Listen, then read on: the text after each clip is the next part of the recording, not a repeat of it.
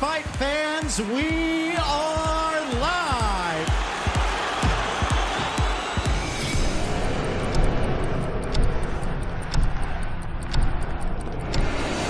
Some breaking news. Sam Kerr is joining Chelsea on a 2.5-year deal. Wow, that's what it's all about.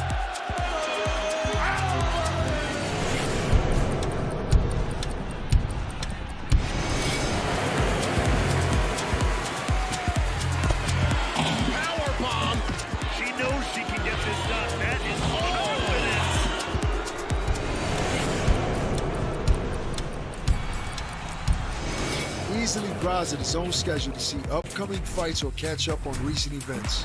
Never miss a punch by setting reminders that alert you on your mobile device. I am here with the main event, Jay Swingler. How are you feeling? Absolutely fantastic. Are you not entertained?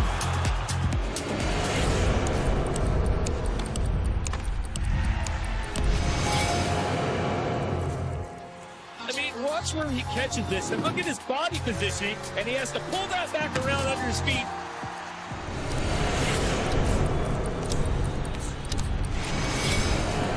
Navigate fight night, key moments, replay the rounds and the action you want to see again and again.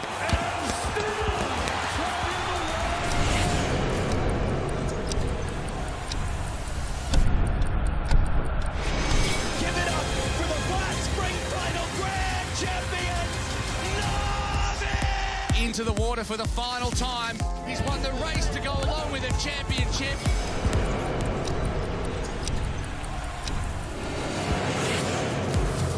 Absolutely magnificent. What a strike that is.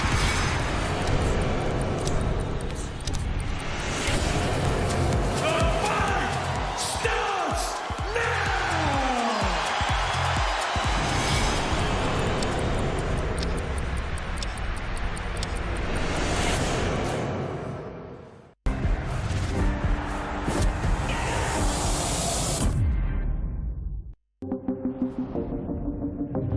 The following programme is recommended for those 16 and over, as it contains sporting violence, possible bad language, and flashing imagery.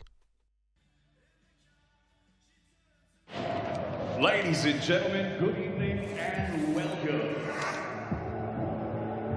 From the four corners of the world, to the four corners of this ring, the fight starts now! Let's go. How do you like it?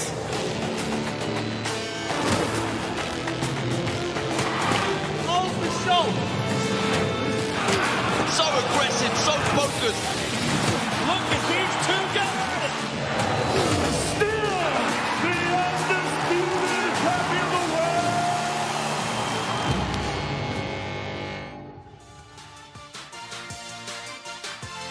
Hello and welcome to the M&S Arena in Liverpool as we build up towards an epic clash between Jack Catterall and boxing legend Jorge Linares.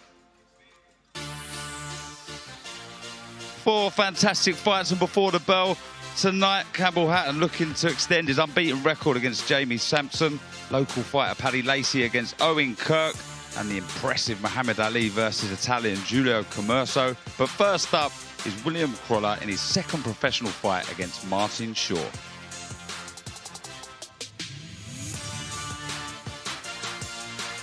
So let's get our first fight underway and hand over to your MC for the evening, Mr. David Diamante.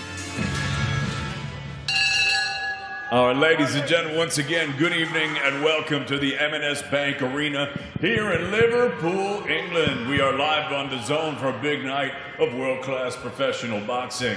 We begin tonight with a full-round super welterweight affair, and it's all being brought to you courtesy of Mr. Eddie Hearn of Matchroom Boxing. Sponsored by Betfred, Stagefront, Forged Irish Stout, and Everlast. All of tonight's bouts are sanctioned under the auspices of the British Boxing Board of Control. The steward in charge is Mr. Robin Smith.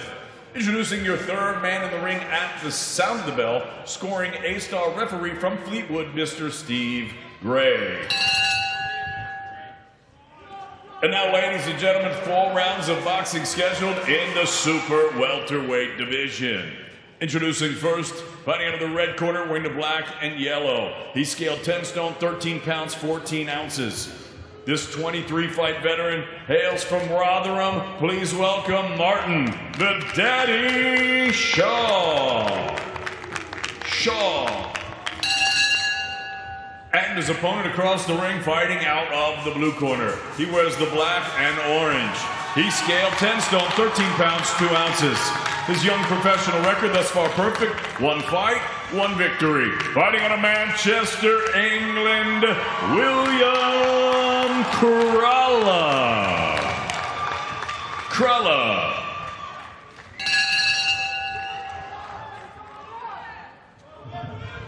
Okay, boys, I'm up for your waistbands. Keep your punches off the shorts, okay? Don't throw any punches on the back of the head. Protect yourselves at all times, okay? Touch them up. Good luck, lads.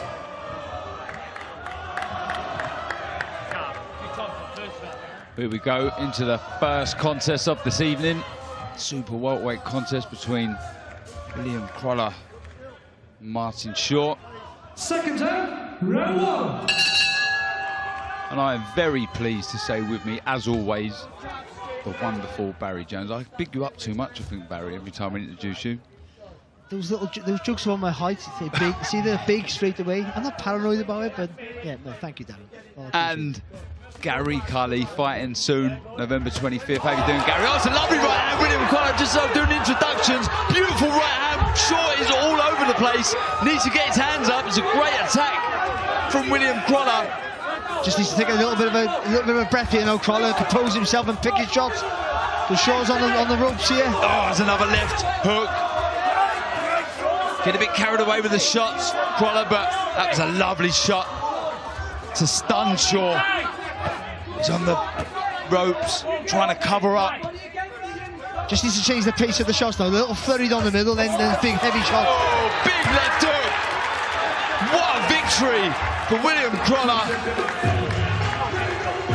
Not even time for an introduction. Not even time for an introduction. And you can see what it means to William Kralla. Explosive start, Barry. That's a great result. He boxed well in his first fight, but there was a few things you thought he needed to work on. But he hit Shaw with a big right hand, and he just stunned him. He almost dropped him in there, and he looked really heavy on his legs. And Kralla just a barrage of punches there. Got a little bit excited at times because maybe just needed to take a breath just to compose himself. But you can understand, he thought he had the guy out there, put the pressure on him, great finish. And then the referee separated him, he went back there. Again, nice and good, he's more composed, picked the shots well, and that finishing right hand there was a cracking shot. What a shot that was, a right hand. Just a lazy jab on it from Shaw, and Kralla just dipped the shoulder, dipped that right hand over the top. And from there on in, then he was just headhunting, looking for the finish, and Shaw dipping from the waist, bobbing and weaving, trying to survive. But Kralla had the bit between his teeth by that point. You'd be proud of that stoppage, wouldn't you, Gary? Yeah, for sure. Started explosively, landed a good shot, and got a good finish, so he'll be happy with that one. Yeah, he'll be happy indeed to see brother Anthony walk over to near our commentary desk just to applaud the travelling fans. Just seeing the last little finish there, there was a long left hook there, and just a really thudding shot. That just cut short as he was leaning back, and the referee then enough there to go. There's the shot there, just whipping the head back. The referee, Steve Gray there, good intervention, and a great second fight there, and a first round stoppage for William Kralla. Yeah, unbelievable stuff from William Kralla. What a start to this segment of the evening before the bell. See what it means to the young man. Referee Steve Gray has both fighters. David Diamante has the microphone in hands. His hand over to him now. Ladies and gentlemen, referee Steve Gray calls a halt to this contest. The official time of the stoppage, 56 seconds of round number 1. Declaring your winner by TKO. He's still undefeated, William Kralla. Wow. Catch your breath. That was explosive in many ways. It really was. William Kralla, 2 fights now as a professional. Very, very impressive stuff from the young man. Explosive, big punching with both hands. You see the big smile. Brother Anthony just in shot as well. No smiles from him. We'll be looking to improve his brother's boxing ability, but there's a lot to work with for the team. Well supported as well, just mentioning them as we were seeing the replays. Great support. A lot of the fans obviously that supported brother Anthony. I think we're going to hear from William. He walks over to neutral corner. We'll hear from William, promoter Eddie Hearn, and our reporter for the evening, Jamie Ward.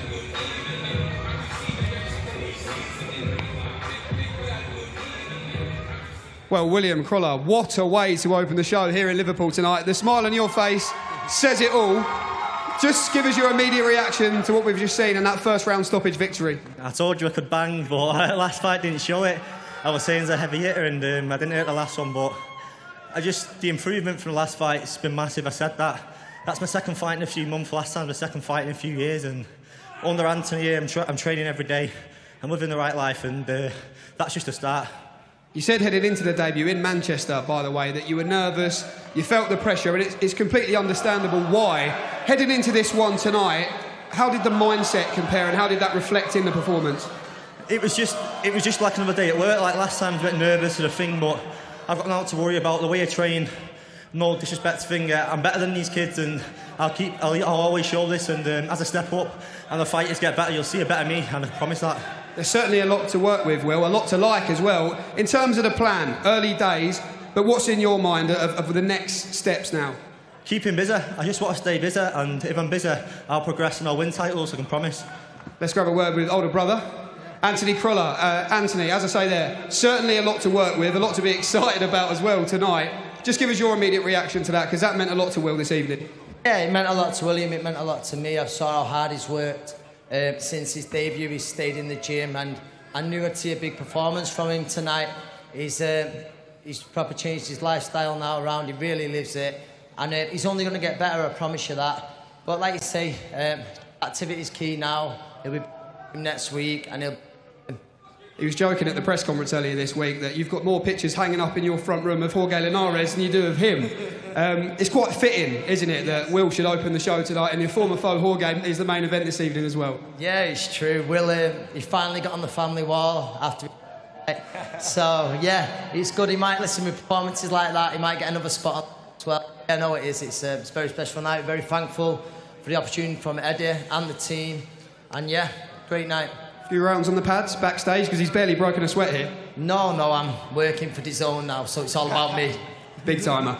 Promoter Eddie Hearn. Eddie, we love this story. It's always great when we have stories like this, but with performances like that, perhaps it's going to be a fun one.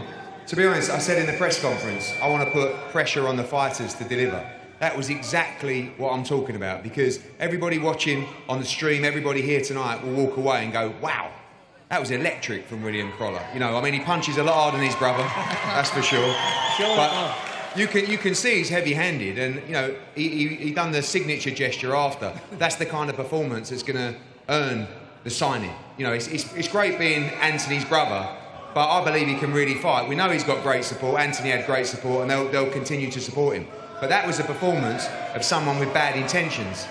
We want to see that. People at home want to see that. And I know it's nice to cruise to a points victory, but if your level's above someone, go in there and destroy them and get them out of there ASAP and make people go, wow. That was a wow performance from William Cruller and a real step in the right direction. Plenty of work to do, but you know we'll talk on Monday. We'll get, like he said, activity is the key. We would always want to welcome him to the stable, but rather than do it as a favour, we do it on ability, and that's always important. That was a performance that made me go, wow, this kid's got something. Well, Eddie mentioned the support there. Final one from you. It's early doors here in Liverpool, but a good support in here for you tonight. Do you have a message you want to leave for everyone? I can't thank them all enough for getting here at this time. It sounds like it's full when I was boxing then, and I can't thank them enough. Without them, I couldn't box on these shows, and I owe everything to them. William Cruller, what a way to open the show. Congratulations to you. Onwards, enjoy the rest of your night, and well done. Come on, boys. Really good. Wow. We barely took a breath there. It's incredible stuff. Out of nowhere, a huge right hand. I know he was desperate. After that first fight, there was that contentious knockdown in the third round in his debut. But he just got straight down to business, Gary. Yeah, I'd barely sat down and the fight was over. So, Yeah, big performance by him. He'd obviously said that he believes that he can punch, and he didn't show it in his first fight. So when he landed that first shot, he wanted to get him out of there, and he did. He exploded, and it was a good performance by him. There was a difference in when he first landed with the first big right hand, and he saw him hurt, and he went for him, and he was a little bit wild. When the referee separated them, and he went in again, you could see, I said he needs to take a little bit of a breath. You can see he was a little bit more composed, and the finish was more accurate and more precise with that. You can see there was a 4-punch combination to finish it off, every shot hitting the target. So, and again, and that's a good thing for them. You know, it was a good, quick finish. You think not much to really critique, but there's plenty to critique from that, because you finish a guy sometimes, or composing yourself when you've hurt a guy to make sure you get that finish. It's the difference between winning a fight or that fight going later into the rounds and you maybe coming on the second best sometimes. So they'll watch that and go, you hit him with a good shot, you rushed your work a little bit, but then when you took a step back when the referee broke you, you were more composed, and because you were more composed, you were more dynamic with your work. How do you feel he's dealing with the pressure as well? It's got to be hard, Gary, being Anthony Crolla, that legend from Manchester's brother, but he seems like he's taking it in his stride. I was just going to say he's got big boots to fill, obviously. Second fight being Anthony Crolla's younger brother, and he's got a lot of pressure on his shoulders, same as Campbell Hatton on the card tonight. I always respect these guys more because it's a job that, probably the hardest job that you can pick, being having an older brother or a parent who's been there and done it. You're coming in with a lot of pressure on your shoulders, and these guys who choose to go down that road have nothing but respect for them. He obviously works really, really hard in the gym. He come in fantastic shape, and he's obviously listening to his bro as well, because like I said, when he landed and he exploded on that guy's chin there, he got him out of there straight away. So I'm impressed for sure. But they will have to be patient with him, Barry, wouldn't they? They will, but you know, when you have a guy who can sell tickets, that's all. Being Anthony Crolla's brother is a fantastic story, but it all comes. The bottom line is about commercial worth, and so if he has potential to go a long way, it's still too early to say. But if he sells a lot of tickets, he gets spots on bills. But having that pressure of having a famous name within the sport, it's hard.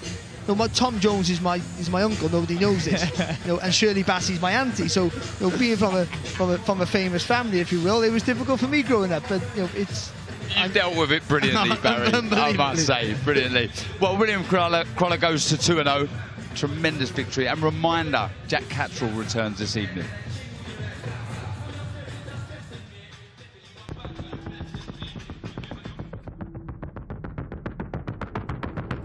I've grown up watching Linares. I'd class him as a modern-day legend. It's an amazing opportunity. It's an amazing fight. We could talk about all these exciting fights in the division, but they mean nothing if I don't put on a good, strong performance and beat him. Jack Catterall is an undefeated guy. By October 21st, I don't care that. On October the 21st, we climb through them ropes, it's game on. I know what he does, because I know what he's capable of. Jorge Linares is back! It's up to me and to beat him.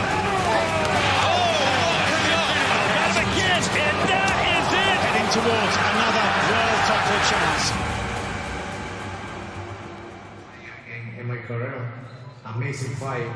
Just a quick message from us here at Matchroom and DAZN. We had some bad news after the Sheffield show. Conor Coghill was taken to hospital a couple of days after his contest, his epic contest with Hopi Price. We just want to wish all our very best to Conor Coghill. We hear he's back home now, recovering and resting at home. So everyone from us at the top table here, Matchroom and DAZN, we wish you a speedy recovery. But tonight, starting at 7 p.m, our main card is looking like this. This stage of fight week, for me, all the hard work. We really do have some fantastic fights on there. Unfortunately, due to an illness, Shabazz Massoud versus Jose San Martin is off, so we start the night with Khalil Majid against the experienced local fighter Tom Farrell. Akib Fiaz in a cracking contest against Reece Bellotti. Cannot wait for that one. Hard-hitting Jack Turner versus Adam Yaya, and the local future superstar Peter McGrath up against Fran Mendoza. And that leads us nicely to tonight's main event, Jack Catterall versus, like I said at the top of the show, a boxing legend in Jorge Linares.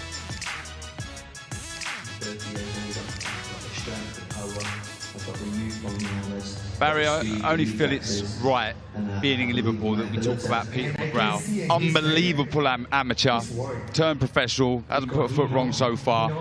future superstar?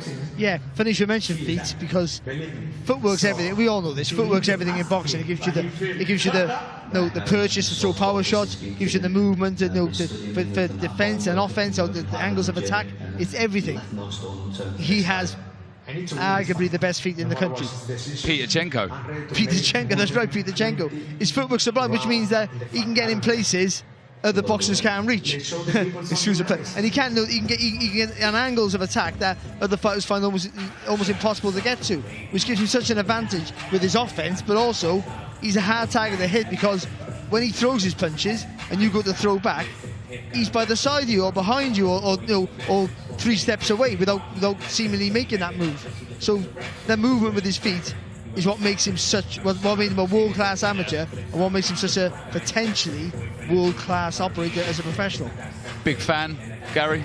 Probably one of my favourite fighters to watch, period, in the whole world. I've known Pete since the amateur days. We were the same weight back in World Youth Championships 2014, known him since then. Watch him coming through the senior ranks. He's been a world-class amateur for the last number of years. And I've been following his pro career closely, training the same strength gym as him. I'm a massive fan. He's super talented. He cannot be far off headlining himself in this arena. He cannot be far off that, can he, Barry? I think when you've got a talent like him, it's, how you promote him is very organic.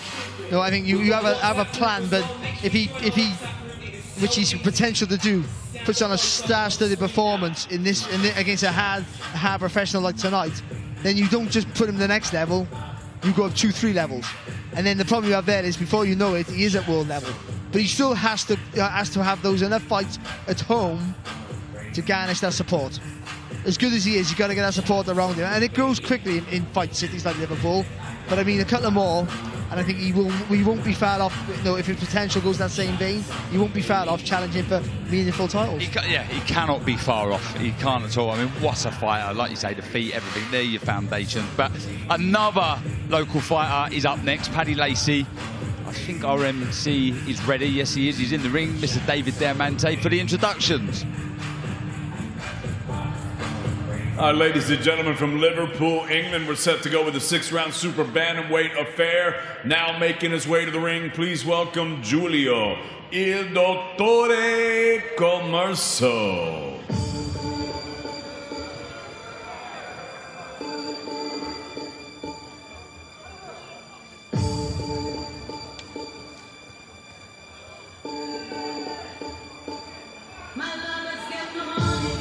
Well, excuse me, I thought it was Paddy Lacey out. This is definitely not Paddy Lacey's opponent. This is the unbeaten Italian Giulio Commerso, born in Pescara, Italy, now living and fighting at Madrid, Spain. He's 29 years old, and to be honest, he's a bit of an unknown quantity. In today's age of technology, you think you'd be able to find fights, but I struggled to find a couple of his amateur fights, but he looks accomplished enough. Like I say, brings an unbeaten record into this fight. So let's see what Giulio Commerso has to offer this evening.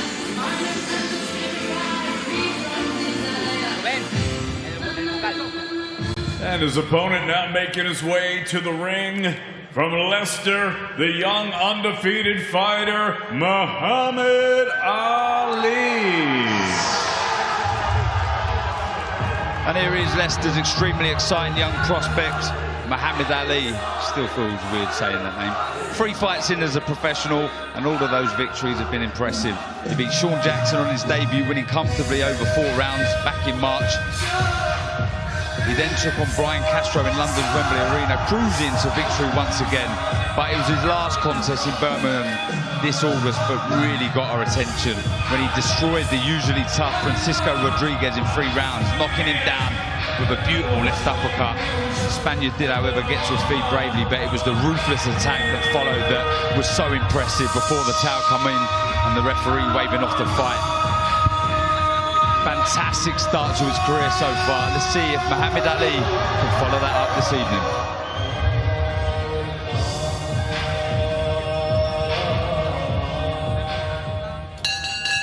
All right, ladies and gentlemen, from Liverpool, England, live on DAZN. We are set to go with our next contest, and it's all being brought to you courtesy of Mr. Eddie Hearn of Matchroom Boxing. We're sponsored tonight by Betfred, Stagefront, Forged Irish Stout, and Everlast. Introducing your third man in the ring at the sound of the bell, from Liverpool, scoring A-star referee, Mr. Mark Lyson. And now, ladies and gentlemen, 6 rounds of boxing scheduled in the super bantamweight division. Introducing first, fighting out of the red corner, wearing the black with the white and red trim. He scaled 8 stone, 11 pounds, 10 ounces. His young professional record thus far perfect, 2 fights, 2 victories. Fighting out of Madrid, España, please welcome Julio, Il Dottore Comerso. And his opponent across the ring, fighting out of the blue corner. He wears white with turquoise trim. He scaled 8 stone, 11 pounds, 14 ounces. His young professional record, also a perfect one. 3 fights, 3 victories, 1 of them coming by way of knockout. Fighting out of Leicester, ladies and gentlemen, introducing Muhammad Ali. Okay, boys, both your shorts a little bit higher there. Strengthen on the top there is good, okay? You both know the rules. I want you to obey my commands. Tell you to break clean, defend yourselves at all times. Cuero uno play Olympia. Protect a 10 and todo momento. Touch goes, boys. Good luck.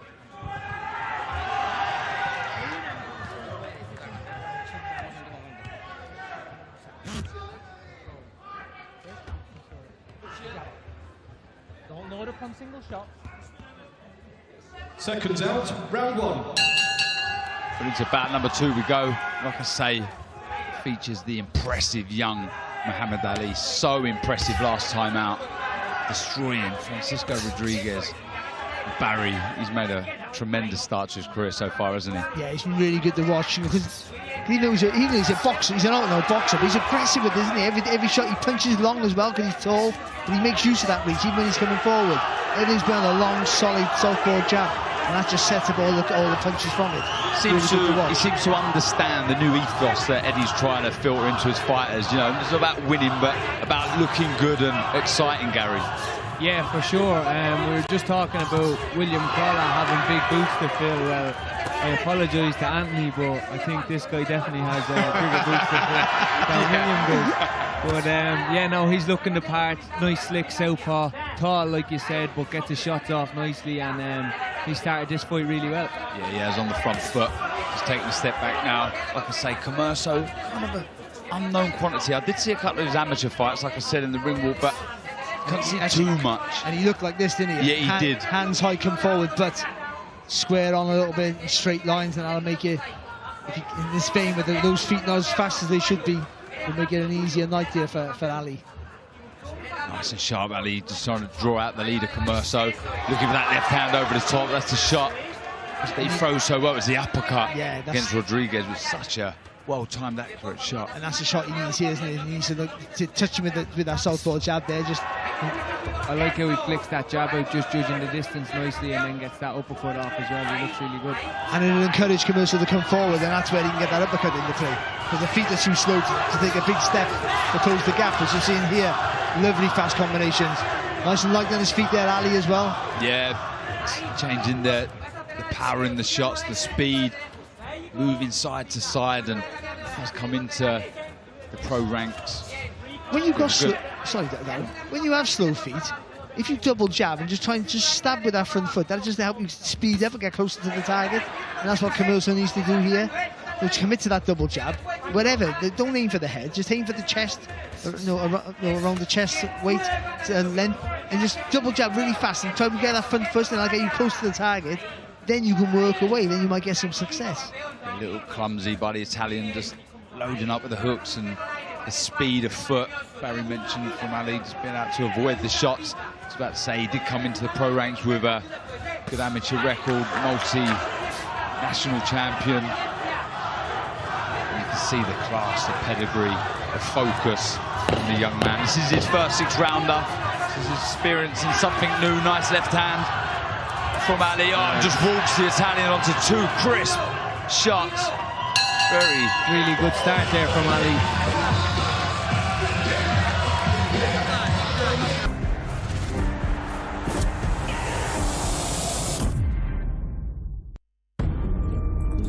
Estimated collision in T-minus 10. 9. Can you confirm satellite collision is imminent? 8. 7. 6. 5. Collision avoidance maneuver. 4. 3. 2. 1. Satellite collision averted. It takes the whole force to protect space. Join us.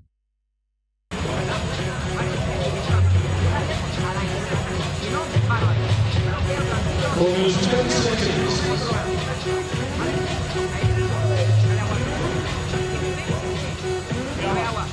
Very sharp, impressive opening round from Muhammad Ali. See him in the corner, just intently listening to Coach Dave Caldwell. Straight to the centre of the ring, poking out that southpaw jab, trying to draw out the lead. The Italian Commerso just so far just hasn't had the speed of hand or feet to get close. But isn't it? It's all about tempting Commerso to just come out with that shell, tempted to get over that front foot. Once he's off balance, and Ali he owns him then. Because you got the nice wide stance, but you got the fast enough as well to move around the target, pick the shot from any angle if you like. Yeah, just throwing that. Picking his shots really nice. Really good, Gary, yeah. Yeah, picking his shots really nicely here. It's the left uppercut. Say that dropped Rodriguez in that first fight, and he started it with a left to the body, and he just threw that a moment ago, moving nicely on his toes again. So quick, Barry. And nice to see a bit of commitment there from Commerso. He didn't have much success, but this is committing. He committed to an attack there, and that's when you've got to go who's technically better than you. He's done along the time and the space to set up the attack. You've got to rush their word. You've got to smother them, try and get them out of their rhythm. But you've got to get close to do that. They signed with Matchroom in December. Muhammad Ali is managed by Sam Jones. Enjoy every second of it so far. See him walking around the hotel, buzzing as a spring in his step. Just can't wait to fight. He wants to be busy. Sam Jones, manager, would like to keep him busy. I think us as fans as well want to see him more regularly. He's exciting, powerful, always listening, boxing nicely.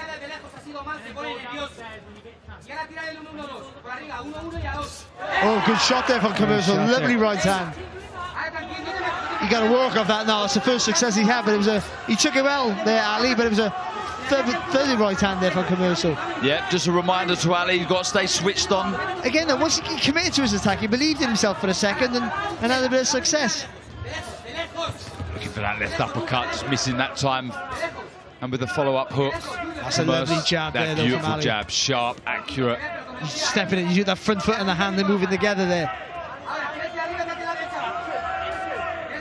A lot of variation with that lead hand, Gary, from Muhammad Ali. Yeah, he's flicking it out nicely. Like I said in the first round, he's judging the distance really well with it, but when he lets them off like that and puts a bit of power behind him as well, you can see he's got them long levers, and when he gets his opponent on the end of them long levers, he's got a bit of power behind him too. Yeah, that was nice. He planted his feet and let 4 or 5 shot combination go, really sinking the shots into body and head.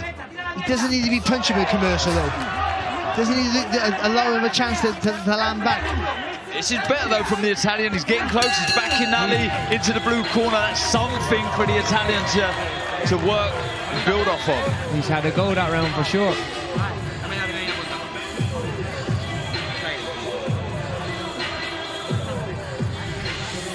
Really fast hands there from Ali. Again, punching nice and long. That's done without Commerso any opportunity to close the gap. But then when he did get close, he was allowed there. Nice little short right hander from Commerso and a little wave of victory with that right hand. That was the first success he's had in the fight. She was a little high, wasn't it, Barry? Yeah, but it sort of allowed Ali then. Ali sort of like kicked the gears, started unloading punches. But with that, he just held his feet every now and again. Started punching with Commerso, and even though he had a decent round again there, Ali just allowed the Italian in, and that's just a little warning sign that he has to keep that discipline when he gets caught, stick to the plan, confuse, and then every now and again land the power shot in, just to draw him out of his shell, make him follow the front foot, and land with the quality shots without, importantly, getting hit yourself.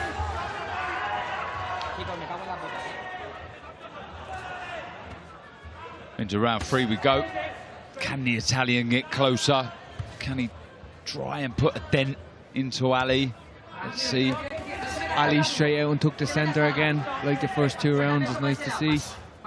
Jabbing that right hand jab out as well. It's a nice jab. When he steps with it, there's a weight behind it, isn't it? Just knocks the head back there. He steps in with the lead leg as well. It's really nice.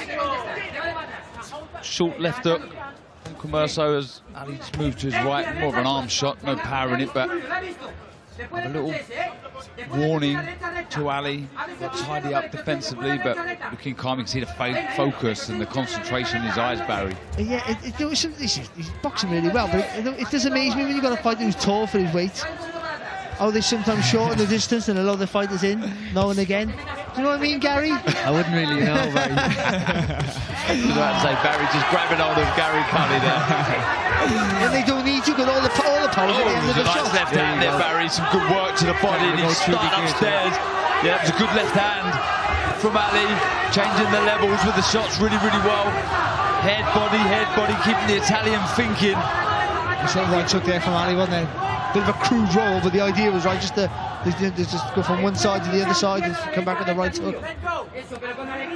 See, we can hear rather the crowd, the fans of Ali sold a ticket, that's for sure. Yeah, got some good support here for sure. That was good from Commerso. He didn't fire off it. There was a little feint. He showed a little bit of speed in that feet there. Nice little feint, but just didn't fire off it. He's just a little cautious, a little worried to take that extra step, Commerso. Just doesn't want to get too close. Just felt a couple of the shots in there, but at this range, only suits. Alu lands another lovely left to the body. Beautiful shot.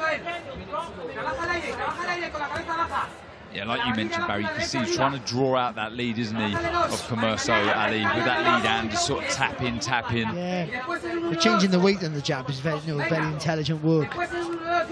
Just means that just makes it hard for your opponent to read your work. Then it's hard to set it up, to hard to anticipate what you're going to do. Moving around to his left, trying to get back to centering. That was a nice movement from Ali. Controls the distance really well. When he punches long, he's so much of a better fighter to watch. That looping left hand, really nice around the side as well. Yeah. There is again. He's enjoying himself. Little step, you see again. Half and Muhammad Ali shuffle there, if you like. Maybe going to try and adopt his own style to that shuffle, but it's a good work from the Italian. He's trying, but good defensive skills from Ali at the end of that third round.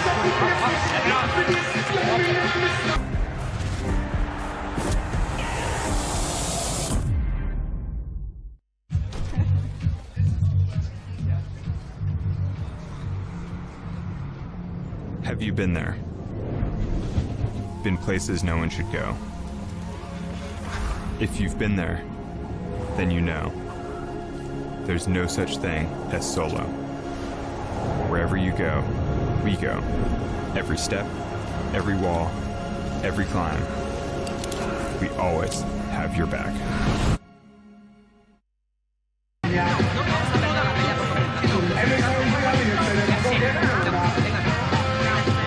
Almost 10 seconds.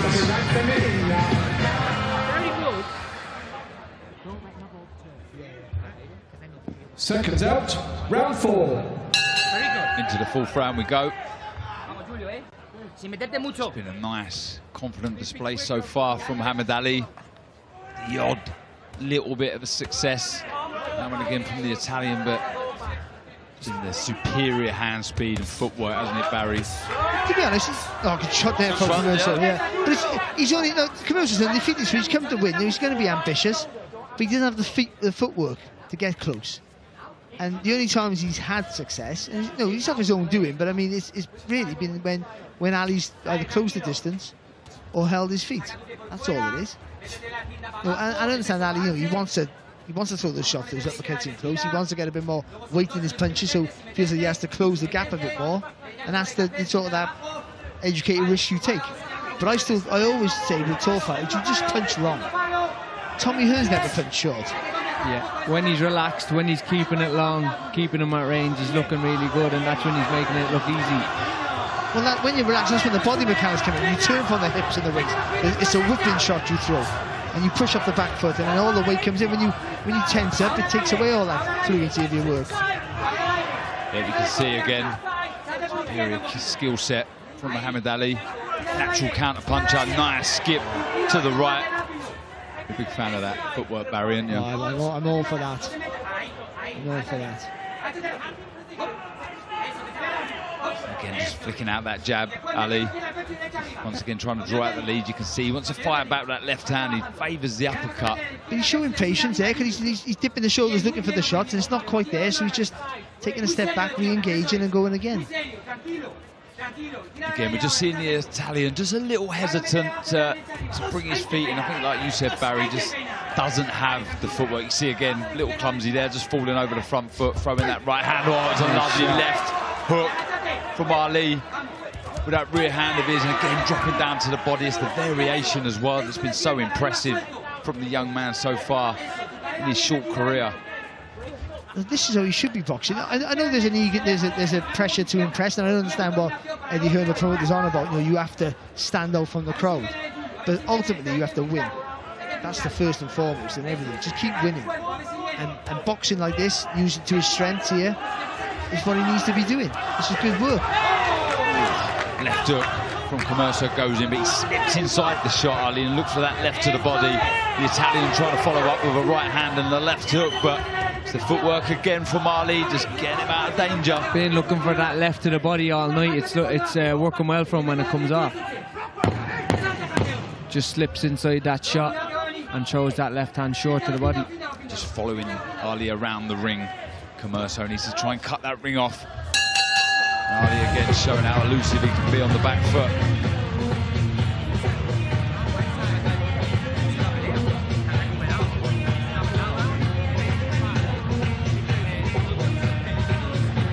Well, he's tried to become more of a threat here, hasn't he, Commerso? But ultimately, Ali's, Ali's just decided to keep that distance. It's been a much more controlled last couple of rounds, I feel, for him.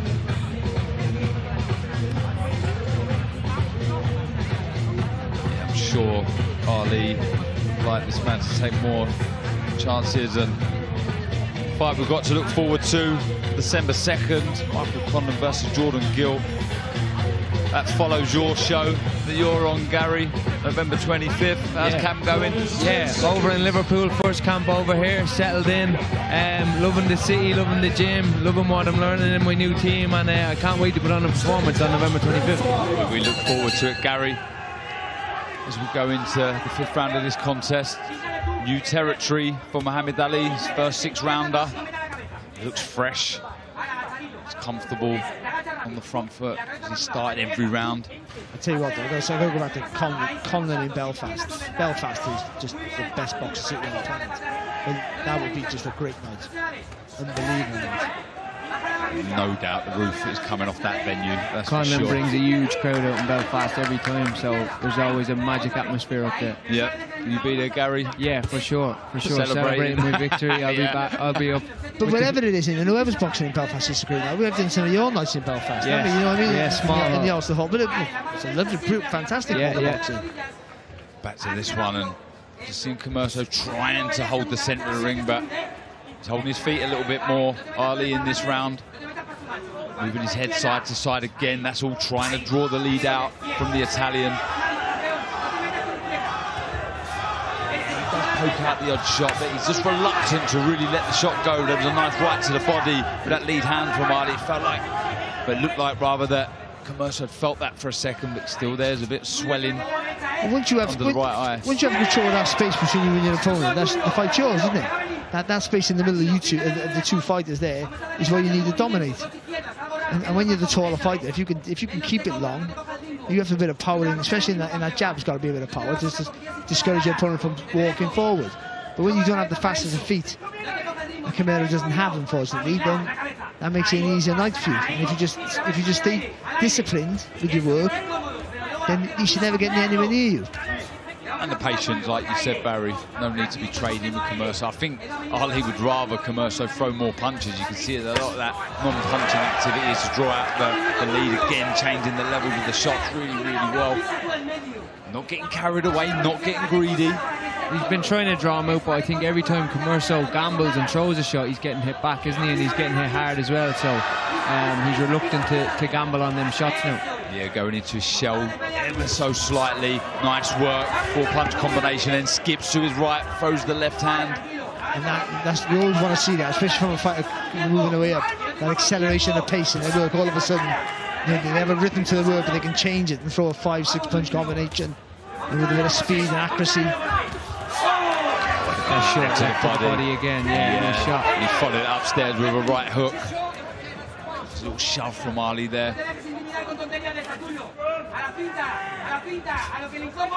Maybe jab to the body a little bit, because then because you've got that long stance, you can jab it and sort of lean back a little bit and always invite your chin, but it's an illusion, you're not that close. But he'll see it, he'll see the target, and he might fancy attacking. Then you've got it. Then you can throw that uppercut from a lower stance, more leverage in the shot.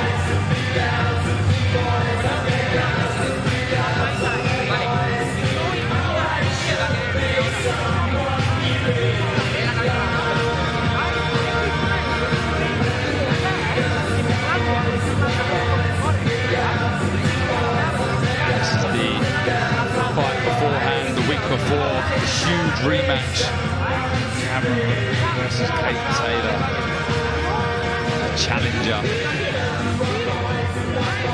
Lovely, November 25th. Talk about atmospheres.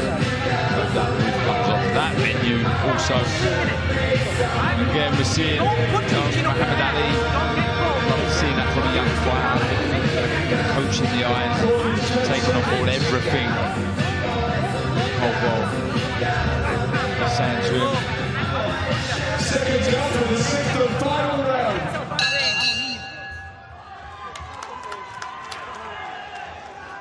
The 6th and final round here between Muhammad Ali and Giulio Commerso from Italy. And it's been good, disciplined performance from Ali. This is a real separation, really. There has been glimpses of real class from Ali. He puts his foot on the gas and goes through the gears.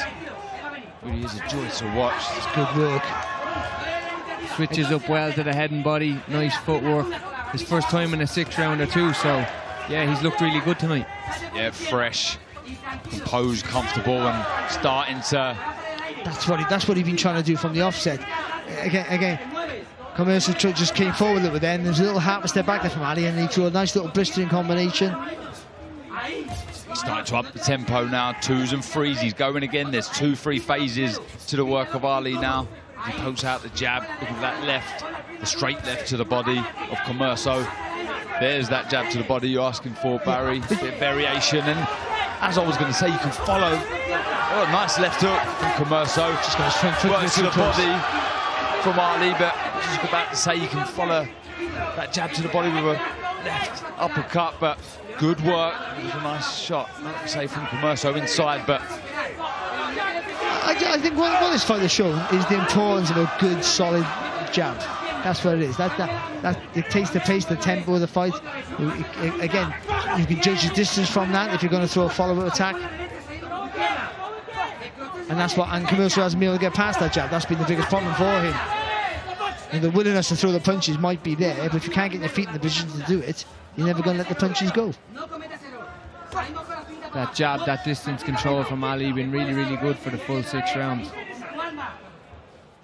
And that's allowed him, Gary Evans, to control the pace and do the rounds relatively comfortable. Yes. Into the last 50 seconds of this second contest on Before the Bell. Muhammad Ali going through the gears, looking good, looking comfortable, composed.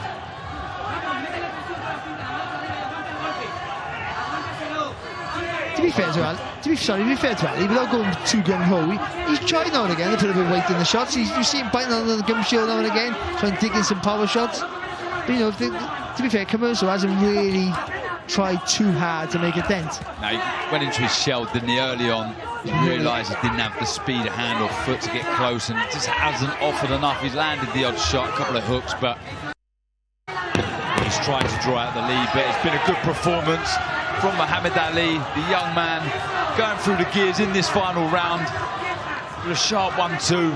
Can be proud of himself. It's another good performance.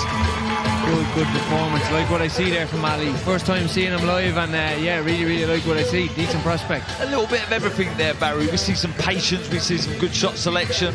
I think he's a championship round fighter. It's still, listen, let's not get carried away. It's still early days for him yet, but the way he just the last 30 seconds there in that round, he had the tempo, he was not waiting his shot. I think he heard Commercial with a body shot about 20 seconds to go, and then the last little combination there, I think he had Commercial in a little bit, and just a little smidgen bit of trouble. Not massively, but I think, you know, with another few more rounds, I think he gets the job done. Yeah, I agree with you there. I think he is a championship fighter. The more rounds, the better. Because there was a lot of patience shown from Ali there, which was impressive. Such a young man, I could say, old head on wide.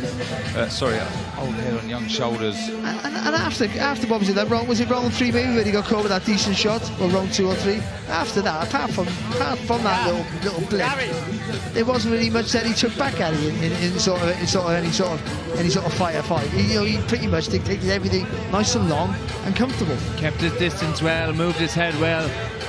That jab all night, so yeah, he didn't really get hit with much either. Well, no doubt both Muhammad Ali and Coach Dave Caldwell will be over the moon with the way he's progressing, always listening, always learning, looking better with every fight. The referee brings them both to centre of the ring. And hand over now to our MC, David Diamante. Ladies and gentlemen, after 6 rounds, we go to referee Mark Lyson's scorecard. It reads 60-54 for your winner. He's still undefeated, Muhammad Ali. Yeah, Muhammad Ali goes to 4-0 as a professional. Another very good, disciplined display from the young man. Showed us a bit of everything there. Variation, speed, some power as well. Completely stopped the Italian Julio Commerso getting into any rhythm whatsoever, and that was down to the shot picking and the accuracy and just the general know-how. And you can see the smiles in the ring from the team. Manager Sam Jones, Coach Dave Caldwell. We're going to hear from the young man Muhammad Ali. He skips down to our reporter Jamie Ward, who's also with promoter Eddie Hearn. Let's hear from the victor, Muhammad Ali. Muhammad Ali, congratulations. Just 9 weeks on from your 3rd professional victory. You've moved 4-0 tonight here in Liverpool in front of your brilliant support who follow you all around the country. You can hear them there. First 6-rounder tonight. You've gone the 6-round distance for the first time as a professional. What positives can you take from that this evening? Yeah, I mean, look, what I've been working on in the gym, I was practicing that in the fight. Obviously, it's my first 6-rounder. Would have liked it if I could stop him, but obviously it's the first one, and we've got hopefully many more. Well, he could hold a shot as well, Julio Commerso. It was a step up on paper, your first unbeaten opponent with a winning record, had a bit of ambition. Did it feel like a step up? How did you assess his challenge in there tonight? I mean, look, he was a tough lad. He was a game opponent. But, I mean, I'm happy with the way that it went. I mean, there's stuff that we've been working on. And it's been good benefits in that fight. We saw shades of the class, definitely through 6 rounds. And you were certainly putting some weight into those shots. As you say, you were pushing for the stoppage. But in terms of the activity now, is that just the most important thing for you? Yeah, I mean, look, obviously, I just turned 19 last year, and I'm still waiting for my present, yeah? I mean, yesterday... I was going to say, that was yesterday, not last year. Yesterday, obviously, look, I'm still young, and hopefully just keep getting more fights and more fights. Well, let's grab a word with trainer Dave Caldwell. Dave, not sticking with the 4-rounders for too long. They were saying at the commentary desk, which is a big compliment after 4 fights, that they believe Muhammad Ali is a championship fighter, that the later he goes in these fights, we're going to see him getting the stoppages. What was your verdict from ringside tonight? I'm very impressed. I mean, you can't fault that performance. I think he was, you know, he's an inexperienced kid. I keep stressing, his last fights were against 15-year-old kids. You know, he's stepping up into men, and now in his 4th fight, he's fighting an unbeaten fighter. he wanted to stop him, we wanted to stop him, but it's just that confidence that comes with experience. Just the little things like taking himself out of range after every shot, when he could see the opportunities there, if he just held his feet a little bit. And when he did, he was catching with some really good shots. But it's building on that. He'll go back, he'll look at that and say, oh, right, okay, that's what I need to do more of. And it's just experience and fights. We had to just getting him active and being allowed to develop. Like I say, it was for those that aren't sure, it was 19 yesterday, not last week, not last year, yesterday. We'll let him off, we'll let him off. Promoter Eddie Hearn, we said this to William Crolla, didn't we, that about these fighters not just winning, but exciting too. Mohammed not quite able to force the stoppage tonight, but in terms of what we were able to see, that was impressive, wasn't it? It hasn't always got to come via a stoppage. You know, it's got to come through exciting performances. It's got to be setting your feet and actually forcing the pressure in the fight, which he did tonight. That was the first time against an undefeated fighter. And it's been a great year. You know, 4 fights in, 8, 9 months. And a special shout out to you guys on a serious note, because, like, you know, he's been so consistent with his support. These guys, every time, they've followed him to Newcastle for the debut, Birmingham, London, and now Liverpool. They've followed him all over the country. And that's really important when you're building a fighter and trying to get on the shows. And like I said, that's it now for 2023. He'll be out in January or very, very early February. Continue that progression. A couple more 6-rounders, move into 8s, build the strength up. Very talented young man. And eventually, one day, we will be in Leicester and these guys will pack it out there, you know? Like, that's time. Go on. A few technical difficulties. We are in to share the mic. That's the beauty of live television. Mohammed, I'm going to leave the final one from you tonight. Eddie's talking about the support. I know you're so grateful. That's it for the year. But as you go back now, get back in the gym with Dave and build to a big 2024, what message do you want to leave for your supporters tonight? Look, I just want to say alhamdulillah for the win. Didn't get a stoppage, but we still got the victory. And I just want to say a massive thank you to all my supporters, all my sponsors, everyone that's helped me get to where I am right now. Muhammad Ali, congratulations, 4-0, onwards and upwards. Well done to you, my friend, congratulations.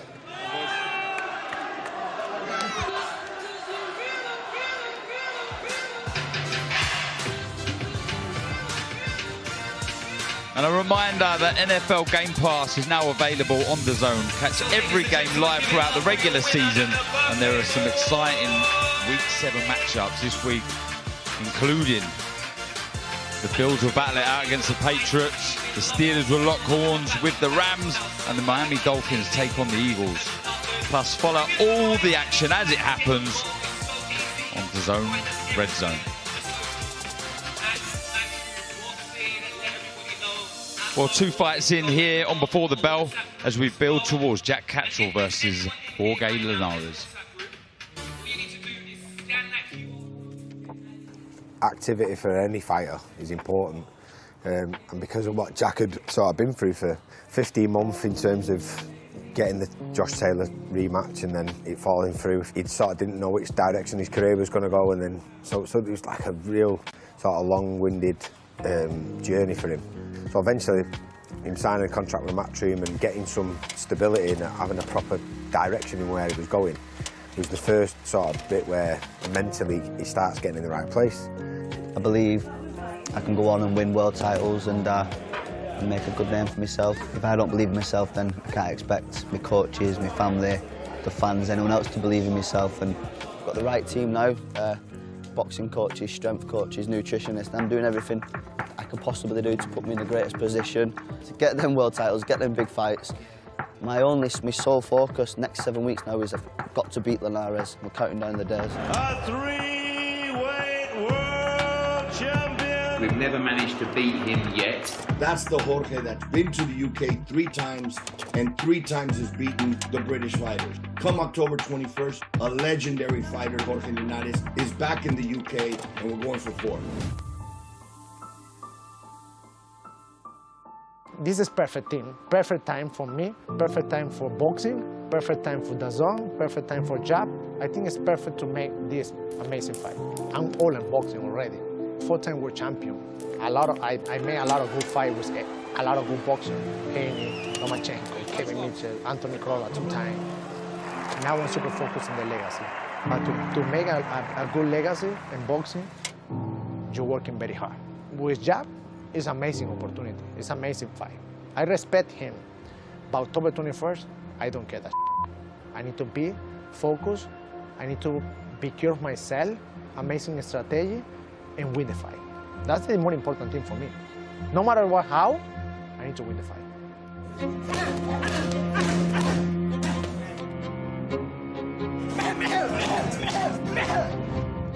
I wish him all the best in training camp, train hard, prepare well, because I'm certainly doing that, and let's light it up October the 21st. Headlining in Liverpool, which is a great city just down the road from me. The kid's special, and I do believe that. I want to see how good I can be. He don't need to focus on the another fight. He need to focus on this. And he can be a champion anytime, but not this time. I'm here to be the best version of me. It's October 21st, soon. That's like tomorrow, and I need to be ready for tomorrow.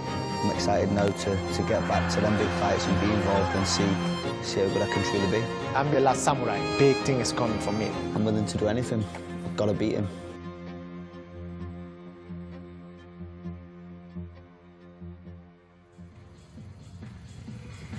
Well, that is tonight's main event, and what main event it is. I cannot wait for that one. But next up here is another local favourite, Paddy Lacey.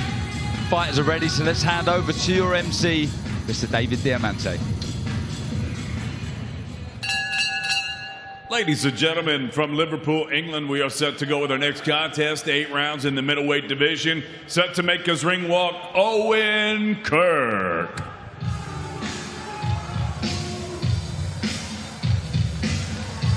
There is the 24-year-old from Heysham, Lancashire, Owen Kirk, nicknamed the captain, now entering his 7th fight as a professional, winning 3, losing the once and drawing his last 2 contests. His last fight was a hard-end draw against Reese Wood at the White Hart Hotel in Bolton. Tough game, full of ambition and desire. And that is Heysham's Owen Kirk.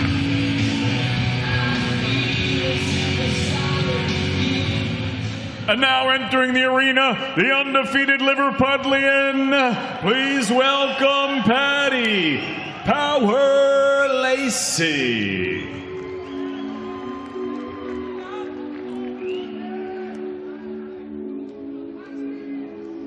And here is the multi-talented local fighter, Paddy Lacey. Up until the last couple of years, Paddy was known for his football. It's the last, like I say, 2 years that he's really started to focus on his boxing. He has a real passion to succeed in a sport that he loves.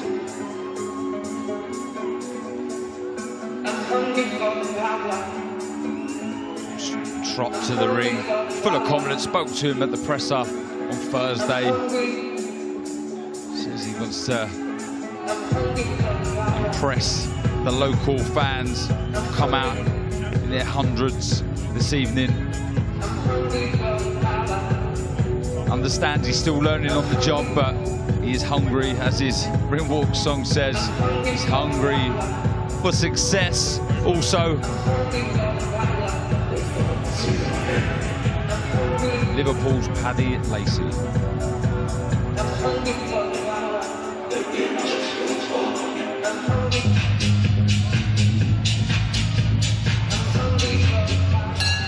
All right, ladies and gentlemen, we're set to go with our next bout of the evening, and it's all being brought to you courtesy of Mr. Eddie Hearn of Matchroom Boxing.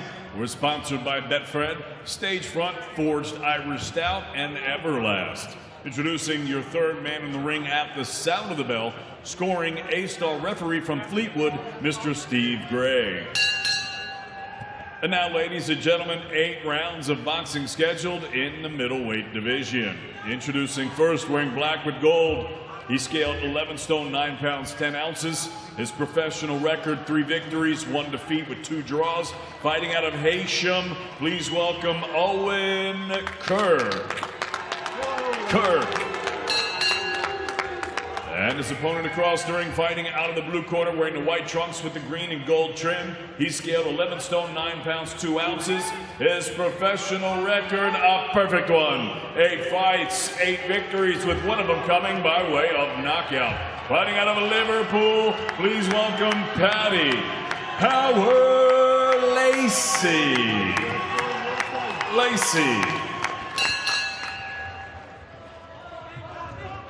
Happy with your waistbands, lads, so keep your punches off the shorts, okay? No punches on the back of the head, protect yourselves at all times. Touch them up. Good luck, lads.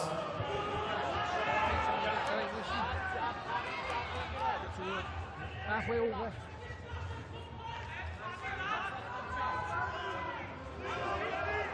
Second down, round 1. We go with first round of our third contest on Before the Bell. In the blue corner, Paddy Lacey in with Owen Kirk in the black shorts on the back foot. Paddy Lacey holding centre of the ring, and an impressive start to his career so far. Barry, 9-0 now, moving along nicely. Oh, yeah, no, he started off very good. Nice start on the hands, always high, good rhythm to his work. So it's a nice little left hook to the body, doesn't he? Throws the jab, hooks off it, then dips down to the body quite well. So there's been a lot to like with Lacey. Boxed last month, being experienced Mexican Fernando Valencia. Grand Central Hall here in Liverpool, winning comfortably. So, speaking to him, like I say, Thursday, just wants to be active, wants to be busy.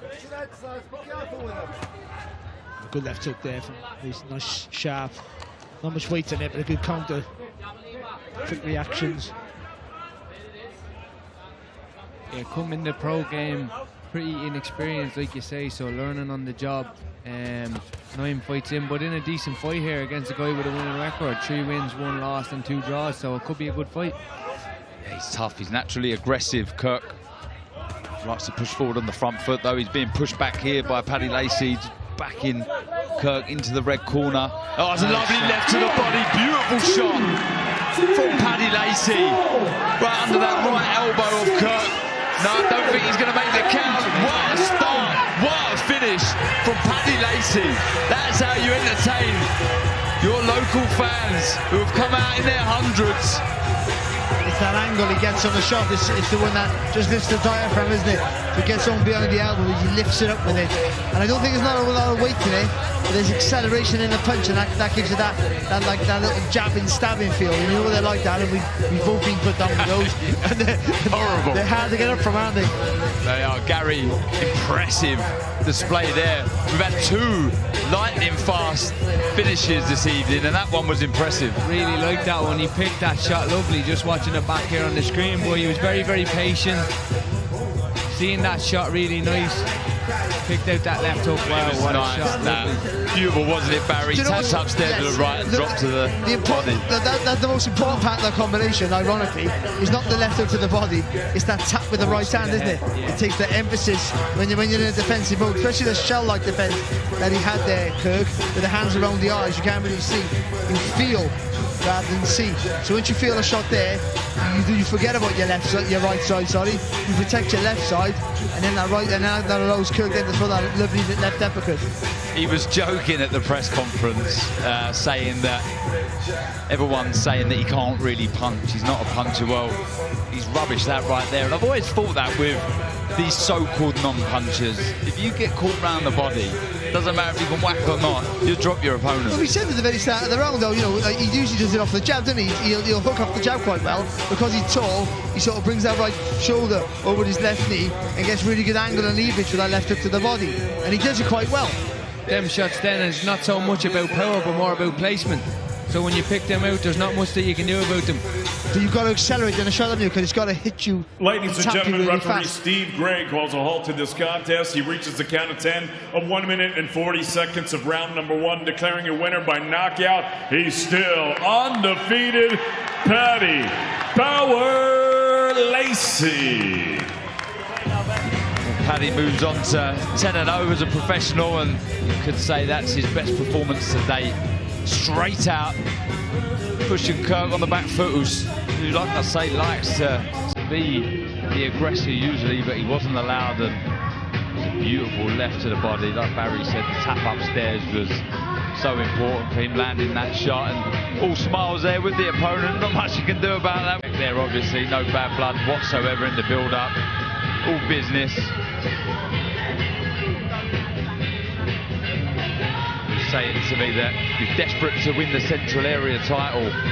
hopefully next year. His first ever coach, Paul Wright, was a Central Area middleweight champion, so he wants to win it for him. He's here somewhere watching and supporting, still coaching.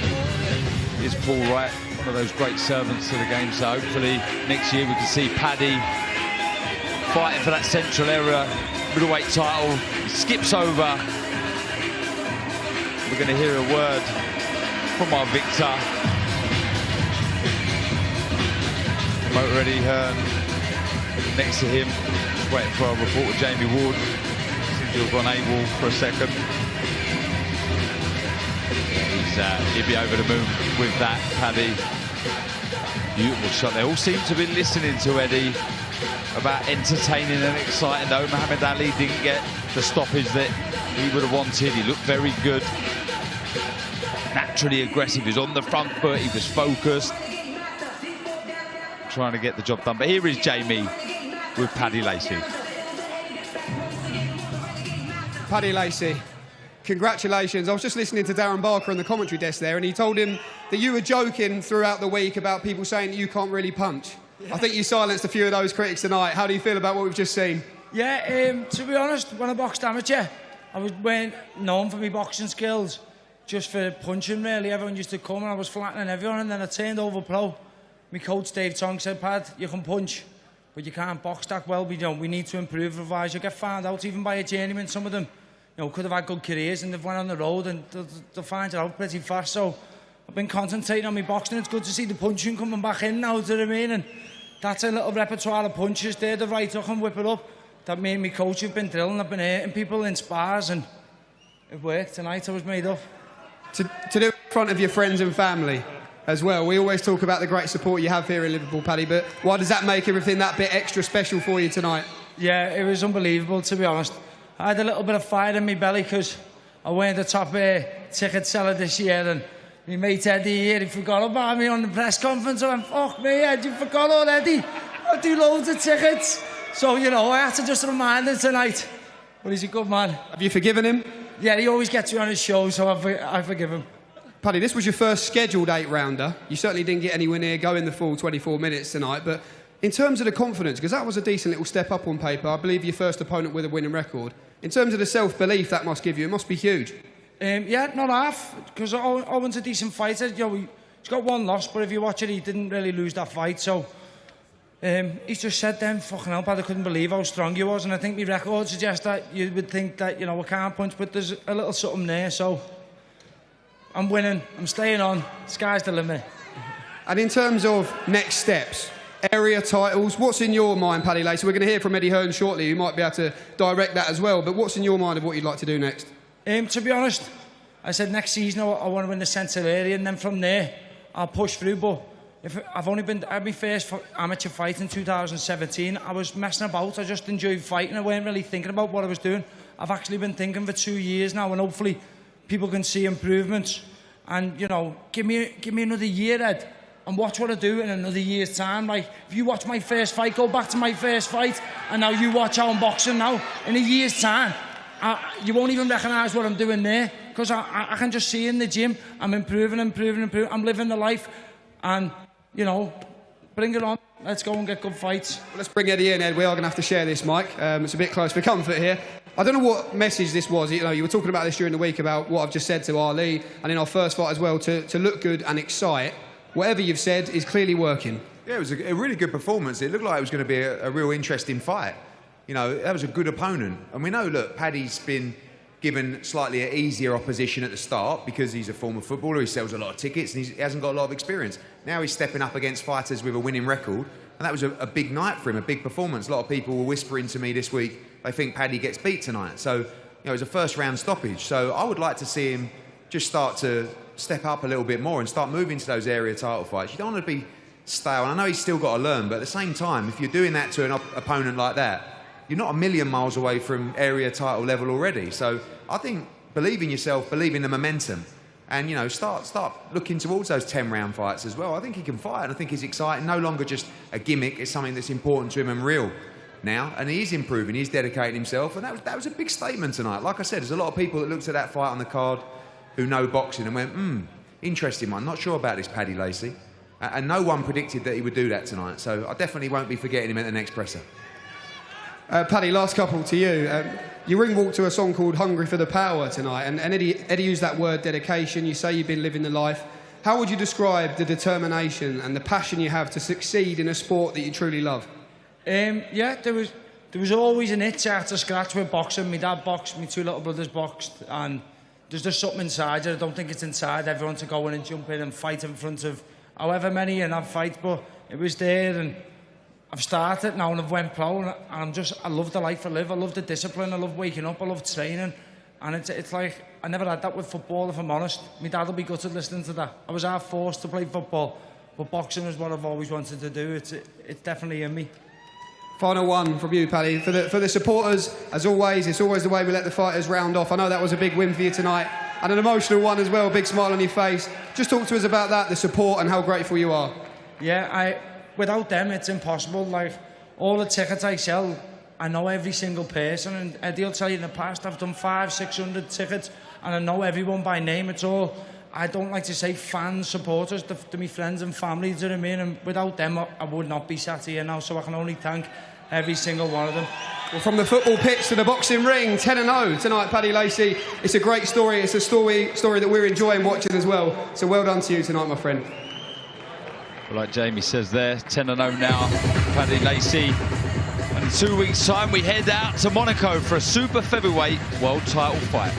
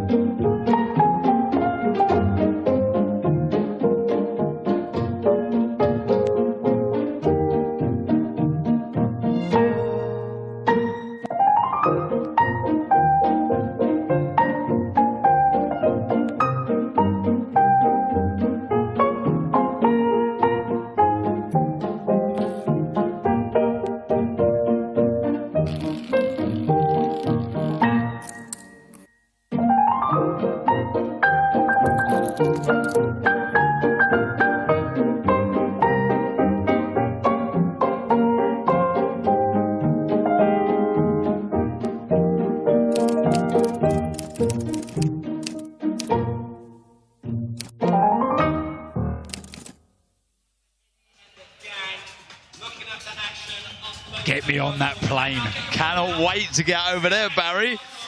Tough fight against Vasquez. We see him against Raymond Ford. He can fight. Yeah, no, he can fight. I just think that you have to be... I'm not being biased here because Joe Cordina is from my city, but you have to be a little bit special to beat Joe Cordina. I feel that much. And at the minute right now, he shouldn't have, but I think he has a chip on his shoulder, Joe, and I don't understand why that is. I understood why, you know, when he beat Ogawa and then got the title stripped and had the box rack him up to win a title back that he never lost. But I still think he has it. I still think it's there. I think he thinks he should be beyond now fights like this. He should be unifying titles because he's so good, he's so talented. It all sort of worked out for the best anyway, because now he can say he's a two-time world champion. Yeah, but I understand that. But you to be announced as when you walk into the ring and they do the ring announcements and you know, and they say and the current champion of the world, all those sort of things that you dream about as a kid, you want to go through that, and he'll get that, but he missed out on that, you know, and I understand that much. But just on skill levels alone, he's one of the most, if not the most, naturally talented fighters that we have. I mean, if you look at his last two fights, Gary, the knockout of Ogawa, I mean, I'm not joking. I think I've watched that about 1,000 times. That's no exaggeration. And then he follows that up with that, I mean, breathless fight against Rakhimov. What have you made of him so far? Yeah, I think there's, like you said, there's good, then there's world class, and then there's special. And I think Joe Cordina is special. Been watching him since he's been an amateur. He's obviously a southpaw like myself, and been watching him. He can switch it, and been watching his style. But he's really, really good. He's like I said, there's good, there's world class. He's elite. I believe Joe Cordina is elite. I believe he's up there with the biggest names in the division. He was calling out the Stevensons and stuff like that for a while, and I believe he's at that level, you know. There was also worry with Joe, you know, as skillful as he was, and he came down in weight, which I think was a good idea, from lightweight to super featherweight, because he's big, very big for the weight. And it's always and I had it because I couldn't punch to save my life. And when you get to world level, that's going to hold you back, and it does hold you back. But literally, that night he beat Ogawa, he went from Barry Jones to Colin Jones in a round and a half. He went from a guy who wasn't known as a puncher to a destructive world-class puncher. That shot resonated around the world, certainly in that division. And that super featherweight division right now, with some really good fighters, there's no one who can stand on top of the mountain and say, I'm clearly number one, yet. And that's what makes it exciting. Shaki Foster, Navarrete, Oscar Valdez is still there. There's loads of good fighters there. Constant So. It's a really hard division, but there's no one there quite yet who can stand on top of the summit and say, I'm the best. Without a doubt, I'm the best. And Joe beating Vasquez will go a long way to not cementing that, but to forcing the other fight, they're the champions, to go up against him. Do you think he would have learned and taken away from that fight with Rakhimov? Because it was a bloody He learned nothing. We learned all those things we weren't sure about. Can he take a good shot? What's he like in a war of attrition when all his beautiful skills don't work and he has to dig deep and fire off? And he did it all in that night. That was the worry about the Ogawa fight. When he had that fight, he hadn't had the opportunity to show that they had the minerals, if you like, to compete in a hard, grueling fight at world level. And he didn't do that. But in the Rakhimov fight, he had to do that, and he came through it in flying colours. It was incredible. That is one of many fights, Cordina Vasquez, with British and Irish interest in it. If we look at the schedule coming up, it really is something to look forward to. So obviously tonight we have that intriguing main event, Jack Catterall versus the legend Jorge Linares. Then the fight we've just been talking about, Joe Cordina versus Vasquez. And then it's the rematch, the challenger, yes, the challenger, Katie Taylor versus champion Chantel Camara, Saturday, November 25th. Then we're over in Phoenix, Arizona for Bam Rodriguez versus Sonny Edwards, Saturday, December 16th. That's live on DAZN, all of those, all part of your subscription with DAZN. So much to look forward to.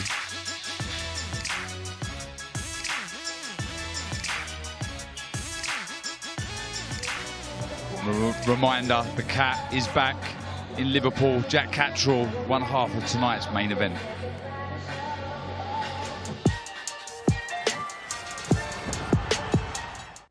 This man, Jack Catterall, takes on Jorge Linares this Saturday, the M&S Bank Arena. Jack Catterall joins us now. Jack, I remember we spoke straight after the Darryl Foley fight. I remember Sam Jones was in front of us saying, call out Regis, call out someone.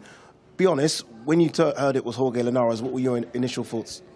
You know what, after the last fight, obviously I want a challenge for these world titles and be in these big fights, but that wasn't available. And for me, they called up, they said Jorge Linares, and after all that time of inactivity, I was happy to get a fight, and Linares is a great fight for me right now. Yeah, agreed. Obviously, look, I mean, 2020 was nothing for you, 2022, just the one fight, nothing in 2021, obviously because of COVID. So you want to stay busy, don't you? That's the plan. Of course, yes. If like I said, I couldn't get a shot at the world title fight, this is the next best thing. Linares, 3-weight world champion, 4 world titles. So I'm excited for this Saturday now. Yeah. You're coming around, Jack, and you're always in camp, you're always in shape, you live the life. You know, Jamie, push you hard, Nige, and that, they look after you well. What do you see as the danger being with Linares? People are saying that he's on the slide and he's washed. Now, I heard this many years ago, and then he came over here and beat 3 of our men. Are you looking at it, and what's your thoughts on him?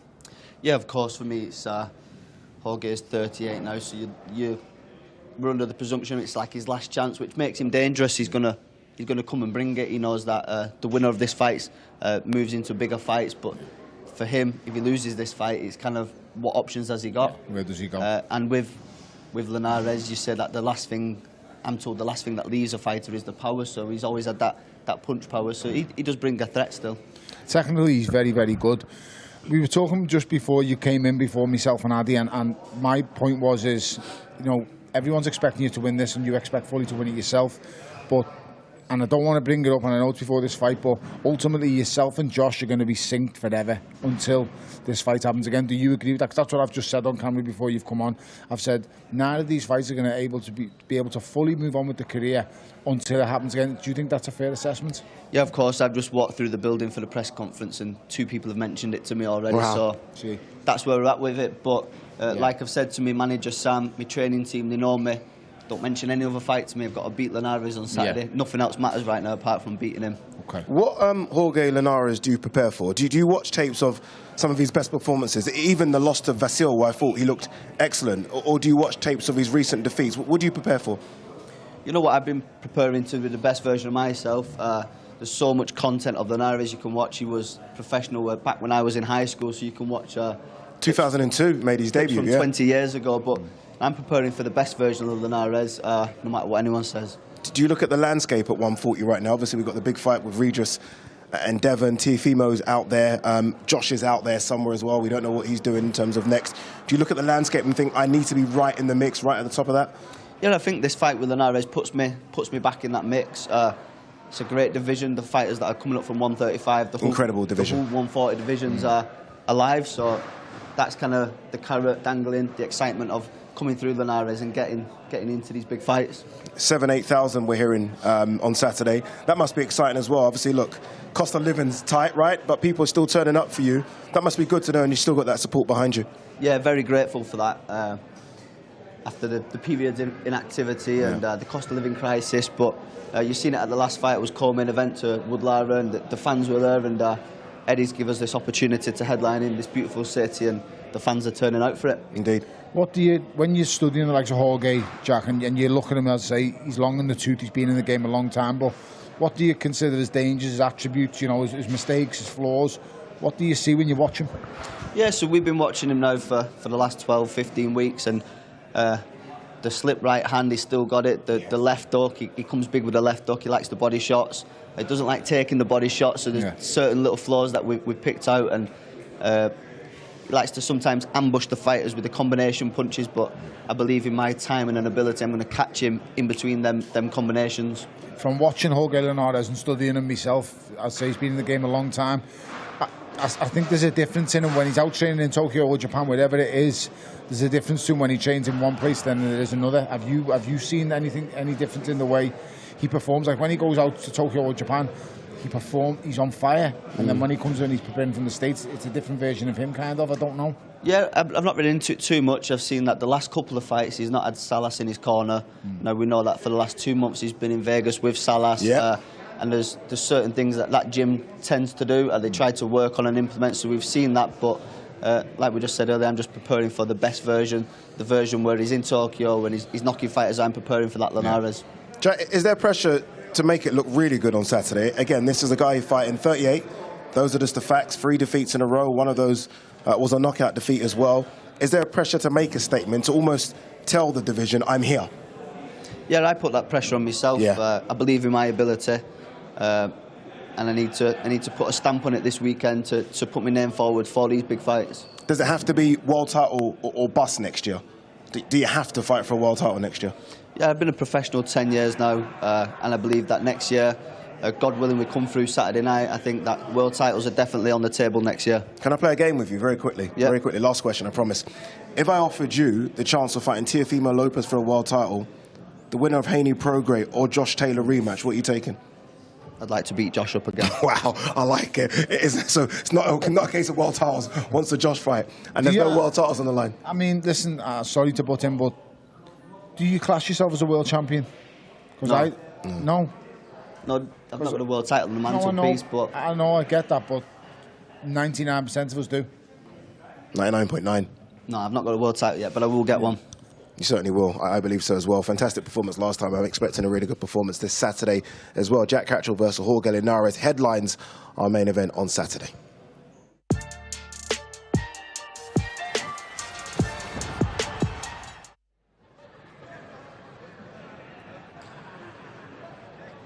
Well, Christ, for the first time in Before the Bell history, I think, we've got some time to fill, which tells you probably just about how exciting the first 3 fights have been tonight. Yeah, it's my fault because I said fighters now, we've got to be more exciting. You know, you've got to go through these levels when your level's above. And outside of Paddy Lacey, which was supposed to be a 50-50 or a competitive fight, everyone's looked good.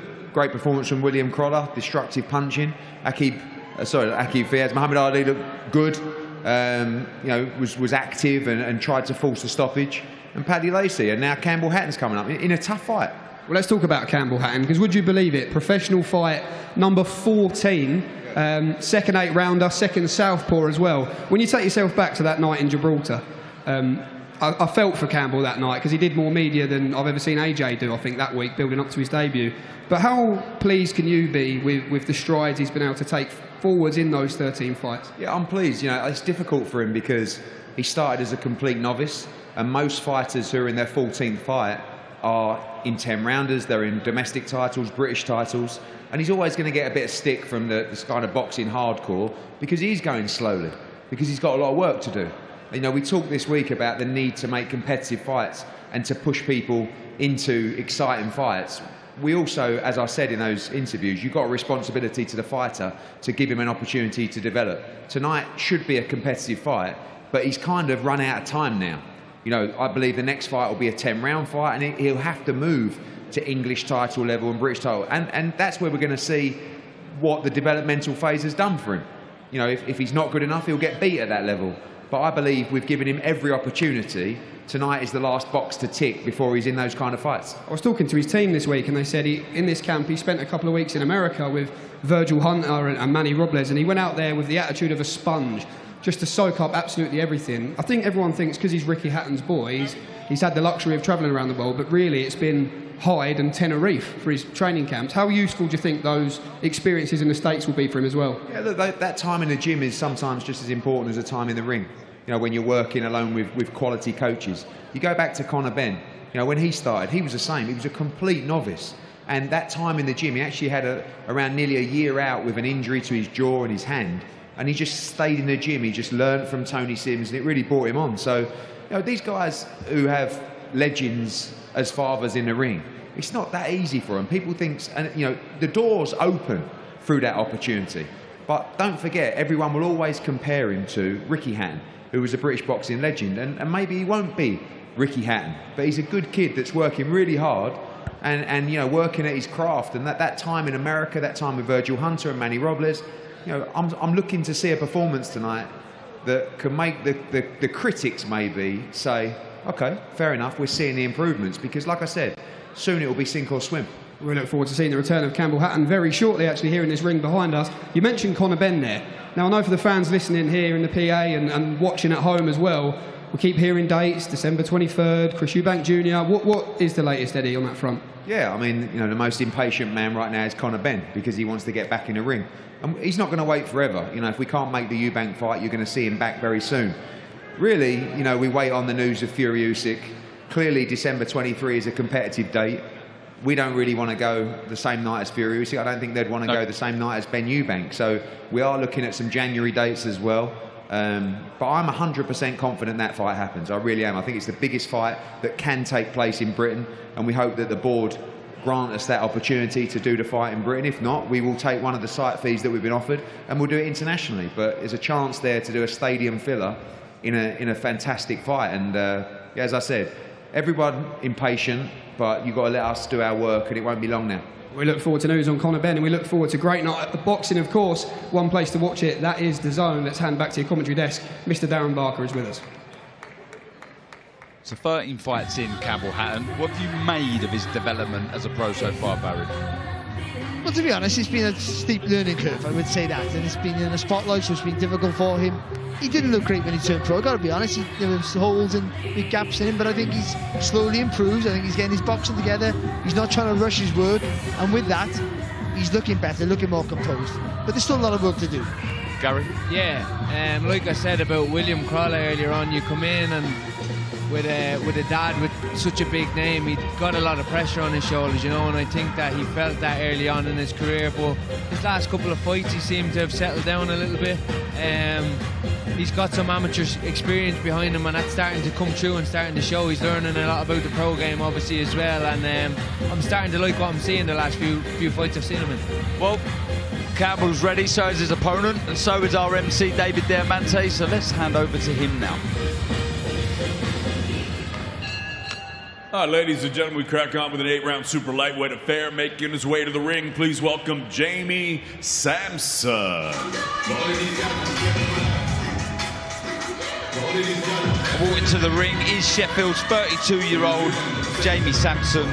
Comes into this contest with a record of 9 wins and just 2 defeats. His last fight was a loss to Wiltshire's 10-0 Conor Gray over 6 rounds.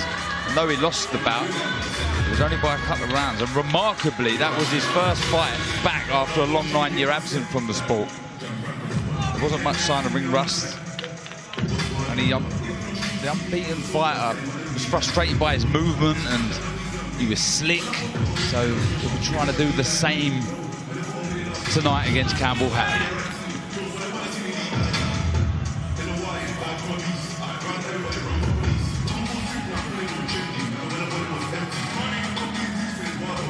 And now entering the arena, the undefeated Mancunian, Campbell, the Hurricane Hatton.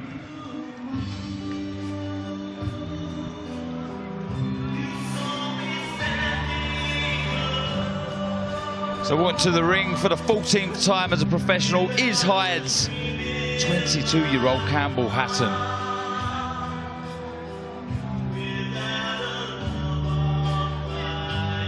And if you didn't already know, he is a Man City fan.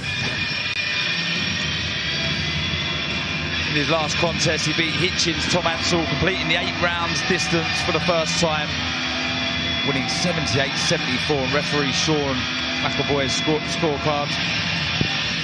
Starting to fight really well against Ansell. He was patient, he wasn't greedy, he was picking the shots well, and there's signs that it's starting to come together for Campbell Hatton.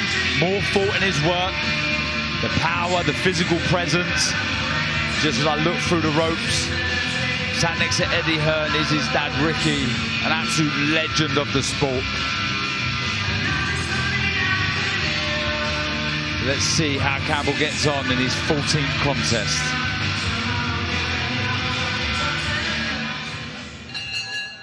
Ladies and gentlemen, from Liverpool, England, live on DAZN, we are set to go with our next bout of the evening, and it's all being brought to you courtesy of Mr. Eddie Hearn of Matchroom Boxing.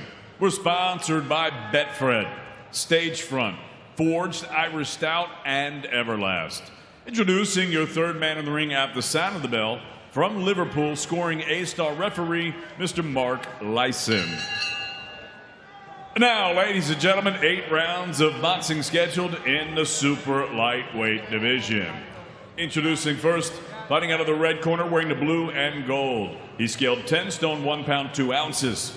His professional record, 9 victories against 2 defeats, with 2 wins coming by way of knockout. Fighting out of Sheffield, please welcome Jamie Sampson. And his opponent across the ring, fighting out of the blue corner. He wears the black with the red trim. He scaled 10 stone, 2 pounds, 14 ounces. His young professional record, perfect, 13 fights, 13 victories, 5 of them coming by way of knockout. Fighting out of Manchester, England, Campbell, the Hurricane Hatton.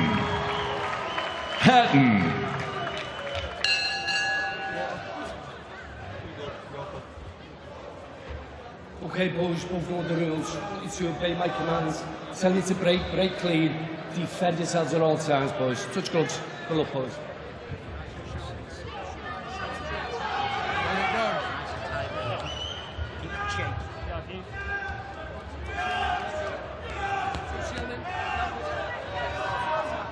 Second out, round 1. It's about number 14 for young Campbell Hatton. In with Jamie Sampson from Sheffield.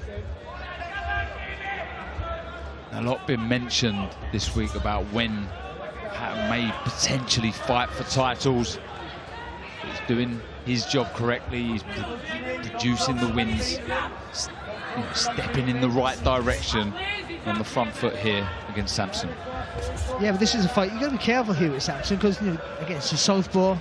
He sits on that back foot there, encourages you to overreach. So you can just pop you with that left hand. That you see that long southpaw looping jab there of his. Just to encourage you there, just to lean over to your right there, so it leads you onto that left hand. Like I say, he was out the ring for 9 years. Come back, fought an unbeaten fighter, 10-0. Conor Gray, as I mentioned, he moved and frustrated the unbeaten fighter, so plenty left in the tank. So he's going to have to be patient, Campbell. He's got 8 rounds. Yeah, likes to get on the back foot, Samson.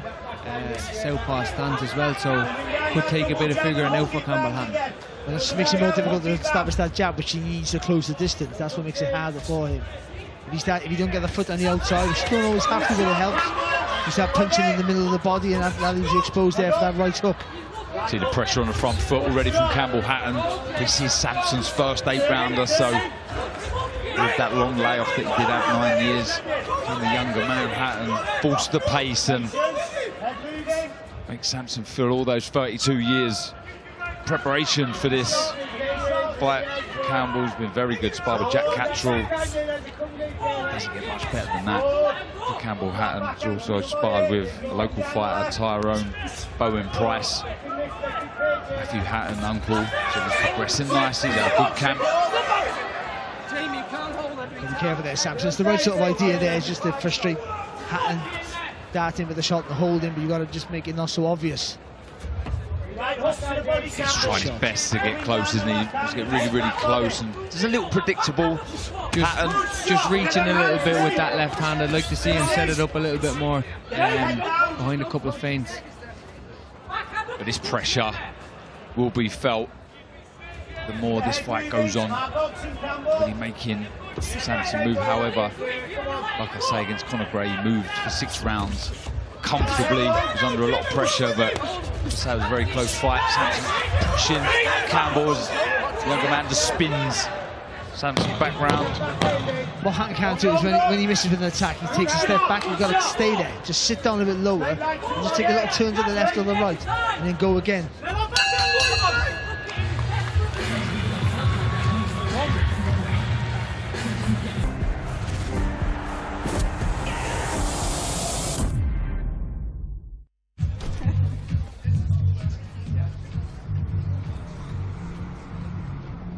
Have you been there?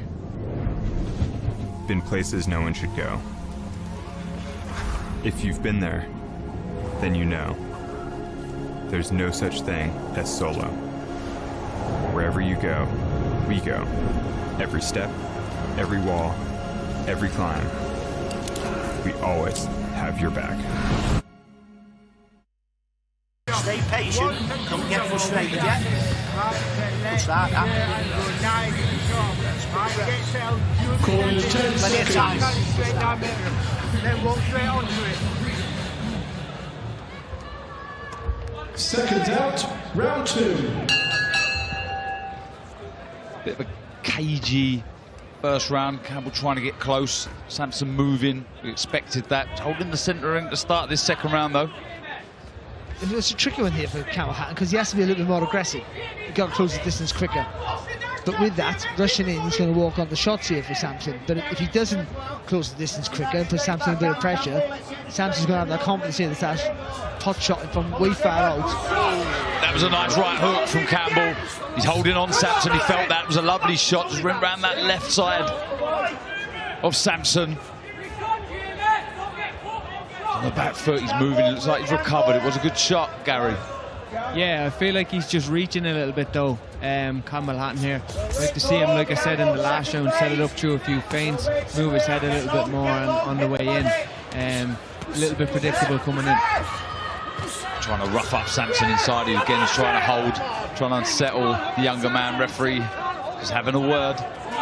Just trying to get right on his chest here, Campbell, and put that pressure on.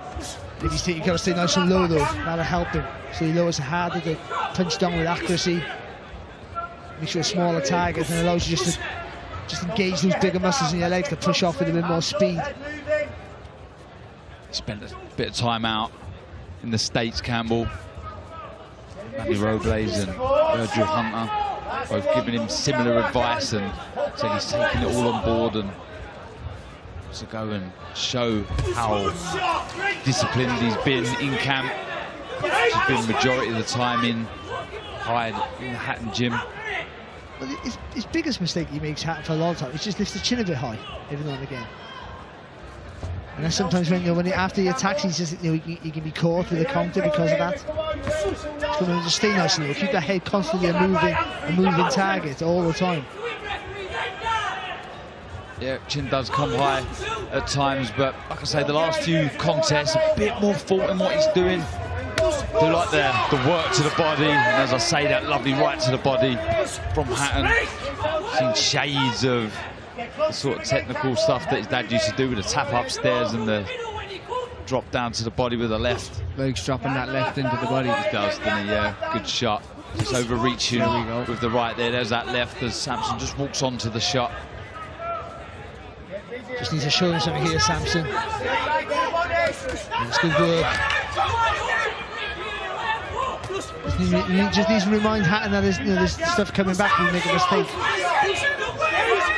Yeah, just before that right hook that Hatton landed, there was a bit of confident sort of spring in the step from Samson. You know, an awe of the man that wants to be the first to beat Hatton. Put under pressure, second half of that round.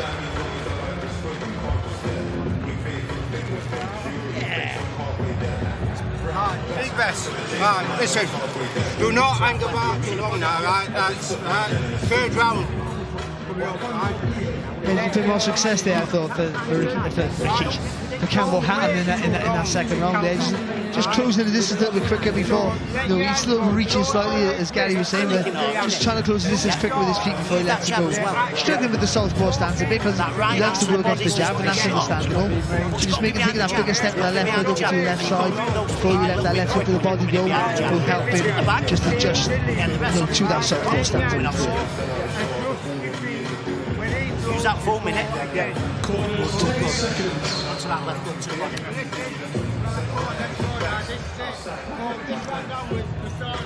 Seconds out, round 3. Pressure was definitely a little bit higher in that last second round from Campbell Hatton, so I think he's starting to squeeze them inches a little bit quicker and a little bit better as the fight goes on. But Samson got to start letting his punches go a little bit more now. He is the counter puncher. He's trying to draw on Campbell Hatton, trying to force him to make a mistake, but he still maybe now and again has to be a little bit more proactive like that. Yeah, that was better from Samson. It's a 1-2 and he just skipped to his right, around the left side of Hatton. Better from Hatton, he doubled up with the left hook. Good shot. Yeah, he's over that right hand again. It was the step with the front foot, the one that he took a step across to the left. Even a little bit anchored himself into the canvas before he let that shot go. He just walked onto a lead right hook from Samson there, Hatton. Got to keep that left hand up. Heads coming close together there. I think he'll prefer this though, Campbell Hatton. Samson letting his hands go. I think it's the movement that frustrated Hatton in the first couple of rounds, but the more that Samson commits and lets his hands go, gives the opportunity to Hatton to land a counter. The more he stands in front of him, the more danger he's going to be in for sure. Just trying to change the angle a bit there, Hatton. Just going to keep, even if it's just a pendulum motion with his head, just keep that head moving all the time. It's a good shot there from Samson, and that eradicates that. Then you're not stood up tall, giving a target for Samson to aim for. Pushing in with that double jab, Hatton, but falling over the front foot. There's been clips in some of his recent fights where he just snaps the shots out. It's so much better and more effective. But he does get in the habit of pushing the shot as opposed to snapping it out, Hatton. He needs to sharpen up a little bit in this contest. Samson able to avoid the shots at the minute, landing a right hook, followed by a left hand, moving. Like I say, very comfortable on the back foot, Samson, no issues. But the 8 rounds could be. Yeah, and sneaking in some nice shots here as well, Samson. Good work. Left hand, another left, straight down the guard of Hatton. A little bit swelling under that left thigh of Hatton. Yeah, it's a little graze there, isn't it? It looks like. Can't be predictable, Barry. And also, that's the difference. You just see where Samson walked Hatton back there from the ropes. The strength might possibly, even though he's the aggressor here, Hatton, the strength might actually be in the favour of Sampson. Just walking onto a couple of shots. Hatton, that lead right hook, he's having a lot of success with that shot, Sampson. He's got to sharpen up Hatton. He's trying to force the pace, mind if I think he's trying to rush his work a little bit, but he's trying to just speed it up. Another jab, yeah, lovely jab from Sampson. Again, lots of pressure though from Hatton on that front foot, moving his head.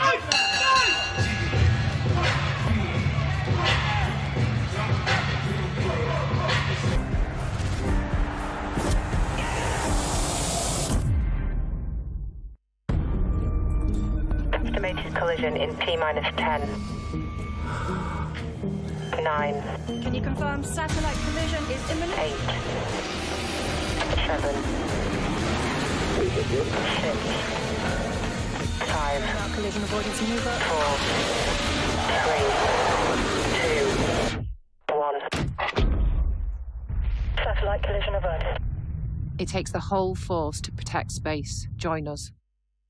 Right, pull it in, right, fold it, time it, up middle, and then drop downstairs, and then spin off, right, a little bit of movement, side to side, right,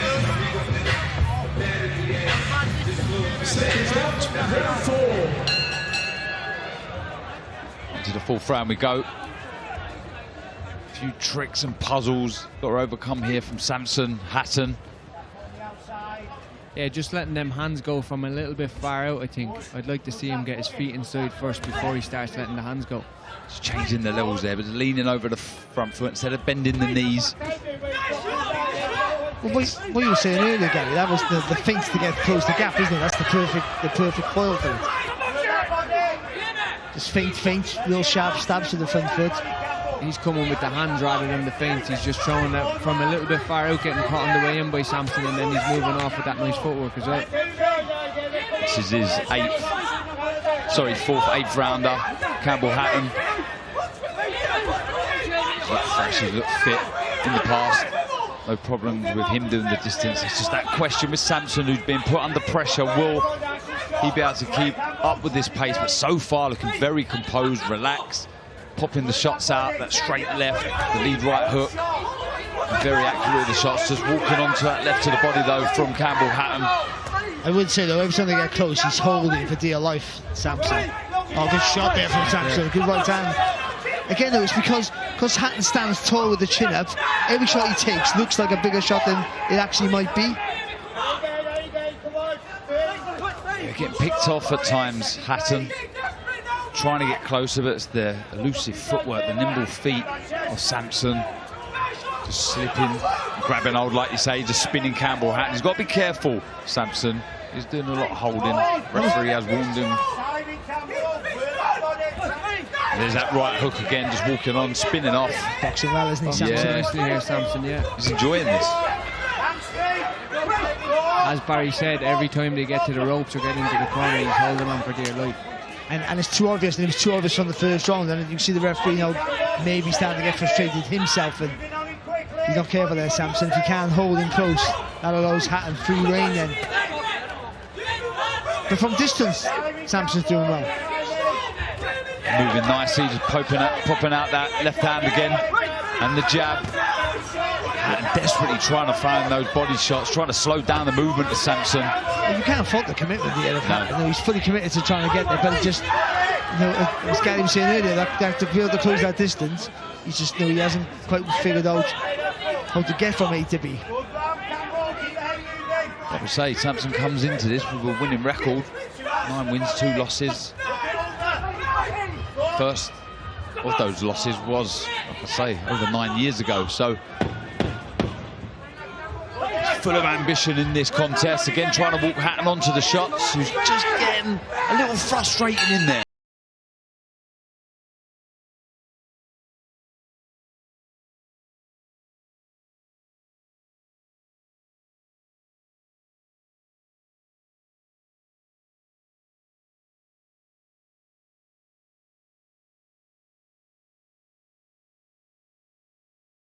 But as the round went on, I thought Sampson just controlled the pace. He was constantly moving, but never running, holding his feet to land some good shots. But holding is the word. he is continuously holding him close, and you can understand why Hatton's getting frustrated, because when he doesn't get close, he's having no success from range. When he gets close, that's his time to do his job, and Samson's holding on along. So the referee at some point has to give Samson some sort of warning to say allow Hatton to throw punches cleanly. He's got to be a little crude with that holding, Gary, hasn't he, Samson? Yeah, you've got to, you've definitely got to be smart with it. You can't be so obvious like Barry's saying, because the referee will catch on to it. It's needed sometimes, but the referee will catch on to it, and I think he'll start getting warnings for it going down the stretch. Listen, I've held on to ankles, I have in the past, and whatever you do to get through the round at times, but yeah, you've got to be a little bit subtle with it. See if he can be a bit more cute with the dark arts.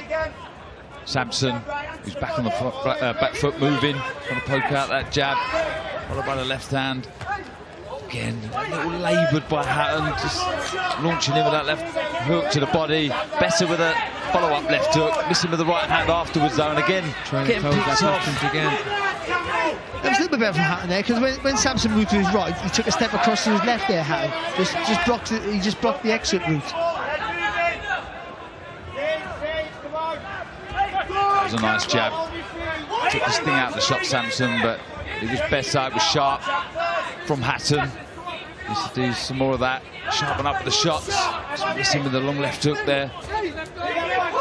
I think when you get frustrated, you start to tense up a little bit more as well, and what Hatton needs to do here is settle down a little bit, relax, and like I said, close the distance with the feet before he lets the hands go. Samson holding again. Referee didn't say nothing. It's a nice 1-2 though. Follows it up with a nice straight left. Get scrappy in there. Halfway through this 5th round. But you'll do what you can get away with. As long as the referee's not warning him, then he'll continue to Samson. Listen, I've seen a lot worse. I'm not making up this is he's spoiling the contest here, but from distance he's in charge of it, isn't he? They're both landing there. There's a nice jab from Hatton. He just left himself there, left the chin high, and allowed Samson to throw the right hook. A lot of success with that shot. And that rear left hand straight down the middle. Again, just seeing the movement. Need to see Hatton cut the ring off, pin Samson into the corner. What are you going to do? You've got to throw in combinations here, Hatton. And if he's throwing from too far out, he has got to move the feet with his hands. He's got to close the distance when he's throwing. He's going to do that. He might have to take a shot to get through it, and this might be the warning. Long overdue, maybe you would say, to be fair. Samson realises that as well. Really just luck, didn't he? Yeah, of course he did. And he knows it. It was just far too obvious with the holding. He'd be annoyed. There's that right hook again. From Samson. The movement has been very, very good. Oh, he just walks Hatton onto a beautiful lead right hook. The left hand of Hatton was low. He walked onto the shot. That was lovely. When he gets on his boxing, he's really nice. He was focused a little bit too much on the holding there, I think, for the last couple of rounds. But when he gets back on his feet, on his boxing, throwing his shots, he looks really nice. I tell you what, you need to create some distance here and just drill a left hand right down the guard here. So the point off for Samson, but some good shots landed from the man from Sheffield on the back foot once again.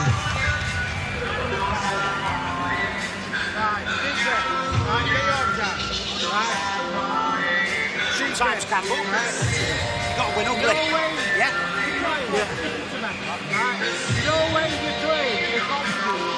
And they got some good head movement there from Campbell, but then he comes back up there again. He comes back up with the hands low, chin high, and takes a lovely right hook there from Samson, who in stages there, I think Hatton would start the round pretty well, but in stages there, the latter half of that round, certainly after he got warmed there, Samson got his boxing together lovely and so picked up some really quality this is shots. where his mental side starts to come into play. So far, Samson frustrating Hatton with his footwork. Can this man here bring his feet and get closer to the man from Sheffield? Come on. Let's go. 6 minutes!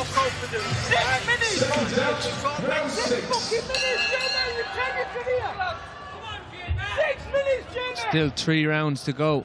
I think it's going to come down to conditioning here as well, as we've already seen Samson take that point, that warning for the holding earlier on. So he's got to get on his feet and show his condition and really box for these last 3 rounds. Yeah, the corner and the fans of Samson really trying to G him up. Well, Samson has shown that rather than hold, he can spin around with the front foot. He can get away from Hatton. So just throw the shots, take that little turn on the right foot, a little pivot, again a safe place. Walking onto the jab again, Hatton.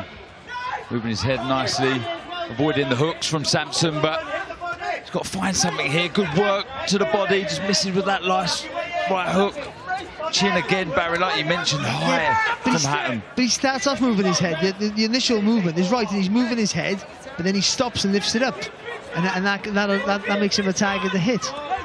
That's better. Yeah, that was good. He just stepped to his left as he threw that double jab, avoiding the right hand coming back. Pressure is nice from Samson. That was good, wasn't it, Gary? Good pressure.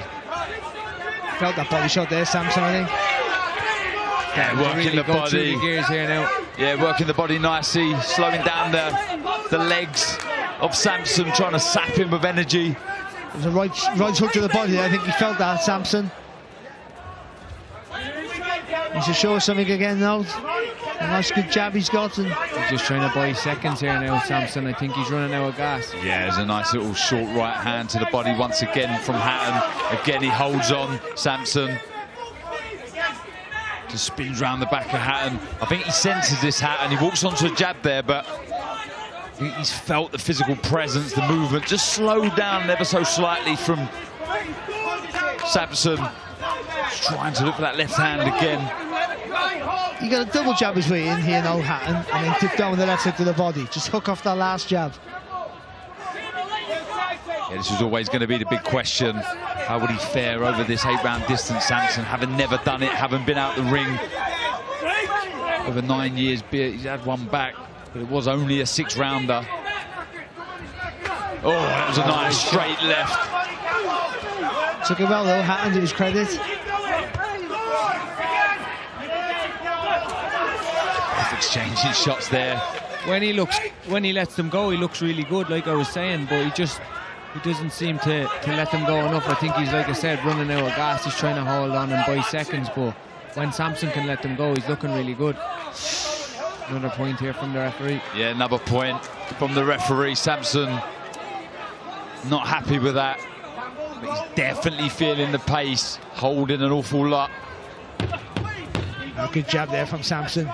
But it's been a good round after that point, but I thought it was a decent round anyway here for Campbell Hatton.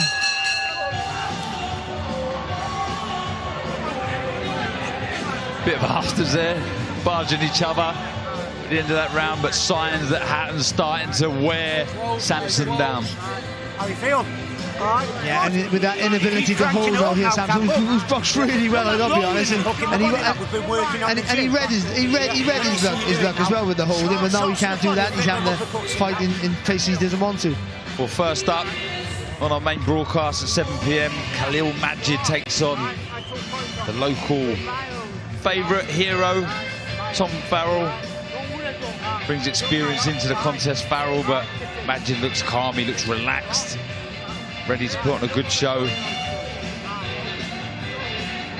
Got his hands wrapped. That's first up at 7 p.m, live on DAZN. Seconds out, round 7. Back to this one, 7th round we go. Can Samson find some sort of second wind? Like Barry said, he can no longer hold now. 2 points off in this contest. Hatton, I feel, has sensed the movement slowing down from Samson, though. Samson, however, has landed some nice shots with that left in particular, and the lead right hook. But the younger man really starting to pile on the pressure. Good right hand there, though, from Samson. Just got to get lower here, Hatton. Holding again, Samson, he's got to be careful. Yeah, really well conditioned, Hatton, and walking forward, throwing them shots. But like I've been saying throughout the fight, I'd just like to see him set them up a little bit better, coming through some feint, some head movement or something like that. But he's just walking forward in straight lines. Well, he decides what punch he's going to throw, and that's it, isn't it? He doesn't think of anything else, but I'm going to throw a left hook to the body, and that's what I'm going to do. He telegraphs He it does. as well. On occasions, he will telegraph, trying to get close now to Samson and rough him up and work inside. But what he has shown Hatton is good engine. He's been forcing the pace.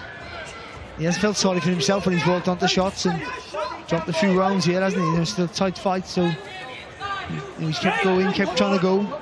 Just needs to work on a few of the fundamentals of closing the gap. Yeah, you talk about fundamentals there. He just walked onto another lead right hook, and it was just the recoil. He just didn't bring the jab back quick enough. That allowed Samson to find that shot over the top. So little defensive adjustments need to be made. That's a nice jab. See the difference when he relaxes. He doesn't push the shot out and it's sharp. It's a different jab altogether from Hatton.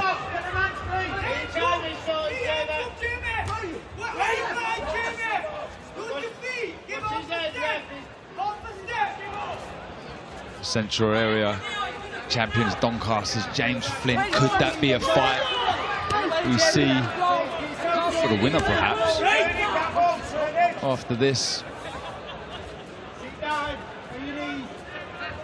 Samson again on the back foot. He's trying to let the shots go, but definitely the tank looking quite empty now. Definitely is feeling the pace. Looks a different fighter in this round from the first couple of early rounds. Not as much movement, not as much output. Not much from either in this round, really. Nice jabs, though, from Hatton. He's sharpened up, he's relaxed and loosened up those shoulders, and the shots have come out quicker. And the pressure with the front foot's different, though, because Samson's tired. He's just allowing Hatton to walk closer to him.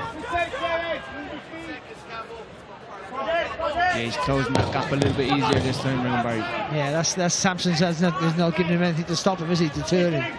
Just missing with the left hand, Samson, but head movement from Hatton. You can just see as he walks around that side, you see that bit of swelling, bit of nick under that left eye.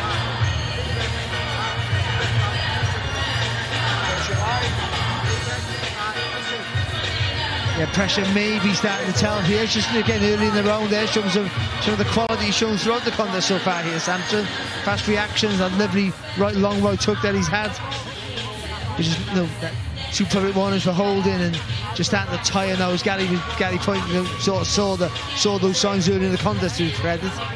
They're coming to fruition now. He's starting to get a little bit tired here, Samson, and the pressure of Hatton maybe just starting to tell. 3 minutes work. But you know what it's like, really when you've got 3 minutes left, you get that adrenaline, but no, you can see the finishing line. So how he comes out in this round might be different here for Samson. He might have more energy than he thinks. Yeah, let's see what both will come up with in this 8th and final round. As they touch gloves, how much is left in the tank? Well, he starts the round, but they both landed shots there. Samson with the left, Hatton with the right. Oh, nice left hook. Last round. He felt that Samson. About to go down there. He grabbed hold at the right time there. Nice long left hook from Campbell Hatton. Got to be clever here now. Hatton, just, you know, he got all the momentum now. If he walks onto a stupid shot coming forward, that gives Samson a bit of a lease of life. You got to work smart, but keep that pressure on. And he's in trouble here, really, Samson, because he's hurt. Can't really move. He's not allowed to hold on anymore with a 2-point stop. Landed a nice right hook, so it's going to have to be cute in there. Well, Hatton's got to go to the body, Hatton, but then fire over the top. So dip nice and like you're going to draw one down the middle, and then come over with a long left hook. Take the shots up a little bit better, for sure, yeah. Does look as if Samson's recovered from that left hook. Moving, trying his best, holding on again. Trying to work the body, missing wildly with the right hook, Hatton, but still lots of pressure on that front foot from the man from Hyde. Oh, but a lovely left hand from Samson. Beautiful shot, straight down the pipe. He's had that shot in his locker all night, doesn't he? Bringing it out every now and again.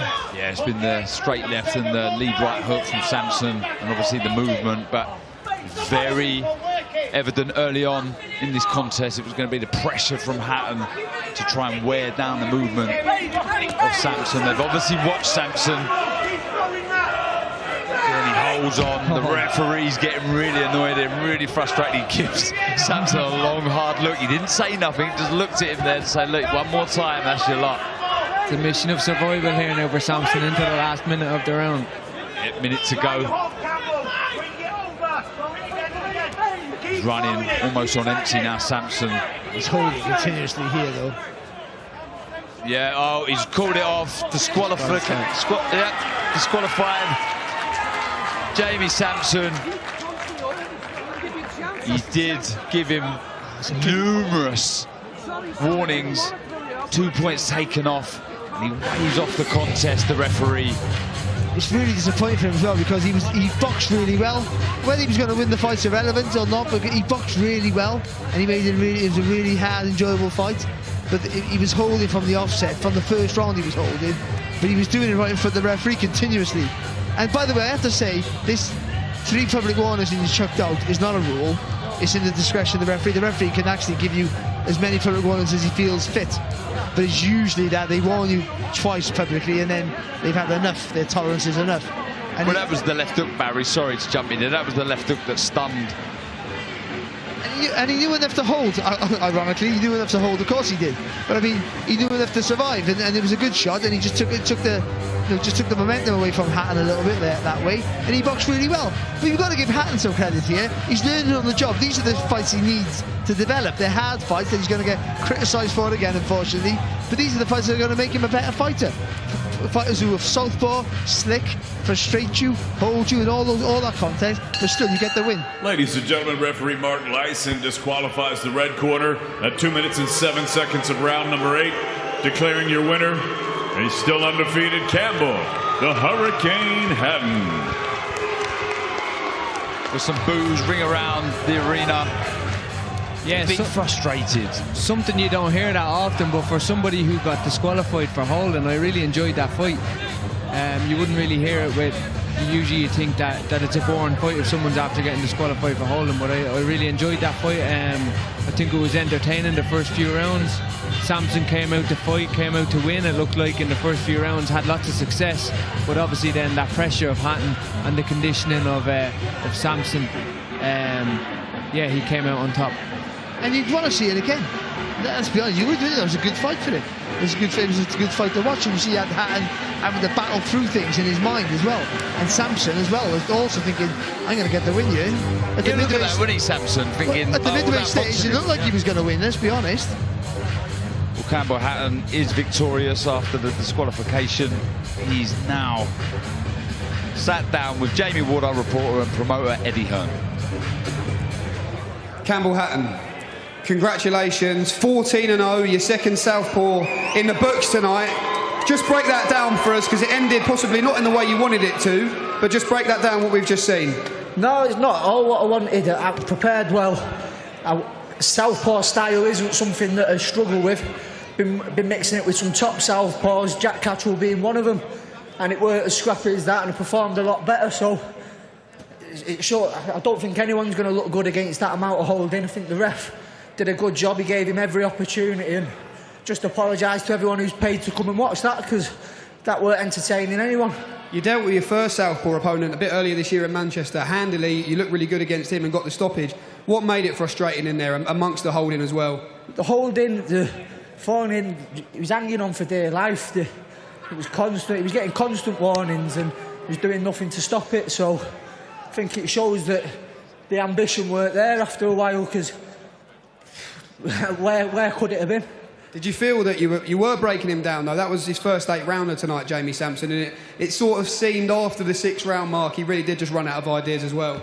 Yeah, the first couple of rounds I thought that it was tricky, using good feet. I thought he was still doing a fair bit of holding then, but it seemed to be a bit more tactical, whereas after that, as he started tiring and as I started getting to him, it just seemed like survival tactics more than anything.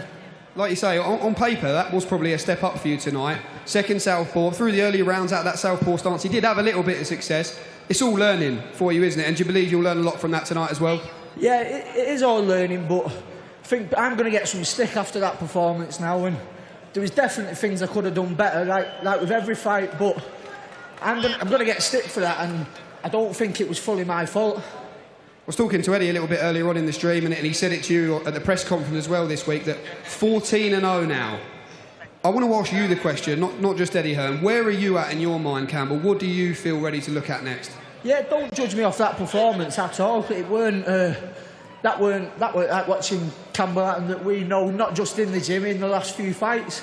The performances have been getting better and better, and that's followed suit in the gym. So I think that fight, for me, it was purely down to the opponent. I've got to watch it back, and I'm not going to put my hands up and say, don't blame me, but like, you can't judge me off that. I think I'm ready for them 10-rounders and a title of some sort. Well, let's grab a word with promoter Eddie Hearn.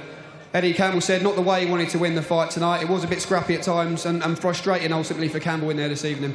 Yeah, very difficult against an opponent that's not coming to fight, who's trying to survive, and I think the referee was spot on. I don't think it was a good performance from Campbell when he watches it back, but it's difficult to perform well against a guy that's just trying to spoil you and close down the space and hold.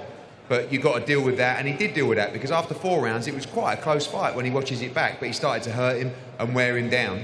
And there are some positives to take from it in a respect of you've got to deal with every type of opponent, but you've got to be better, because as you step up, if you perform like that, you might get beat. So, but you've got to go back to the gym and realise he's putting the work in, and I think that against a different kind of style, he would have performed a lot better. But you have to face all kinds of different styles. You have to be versatile, and you have to deal with whatever's in front of you. He got the win. He was going to win the fight on points anyway. I think he could have stopped him actually in the last round.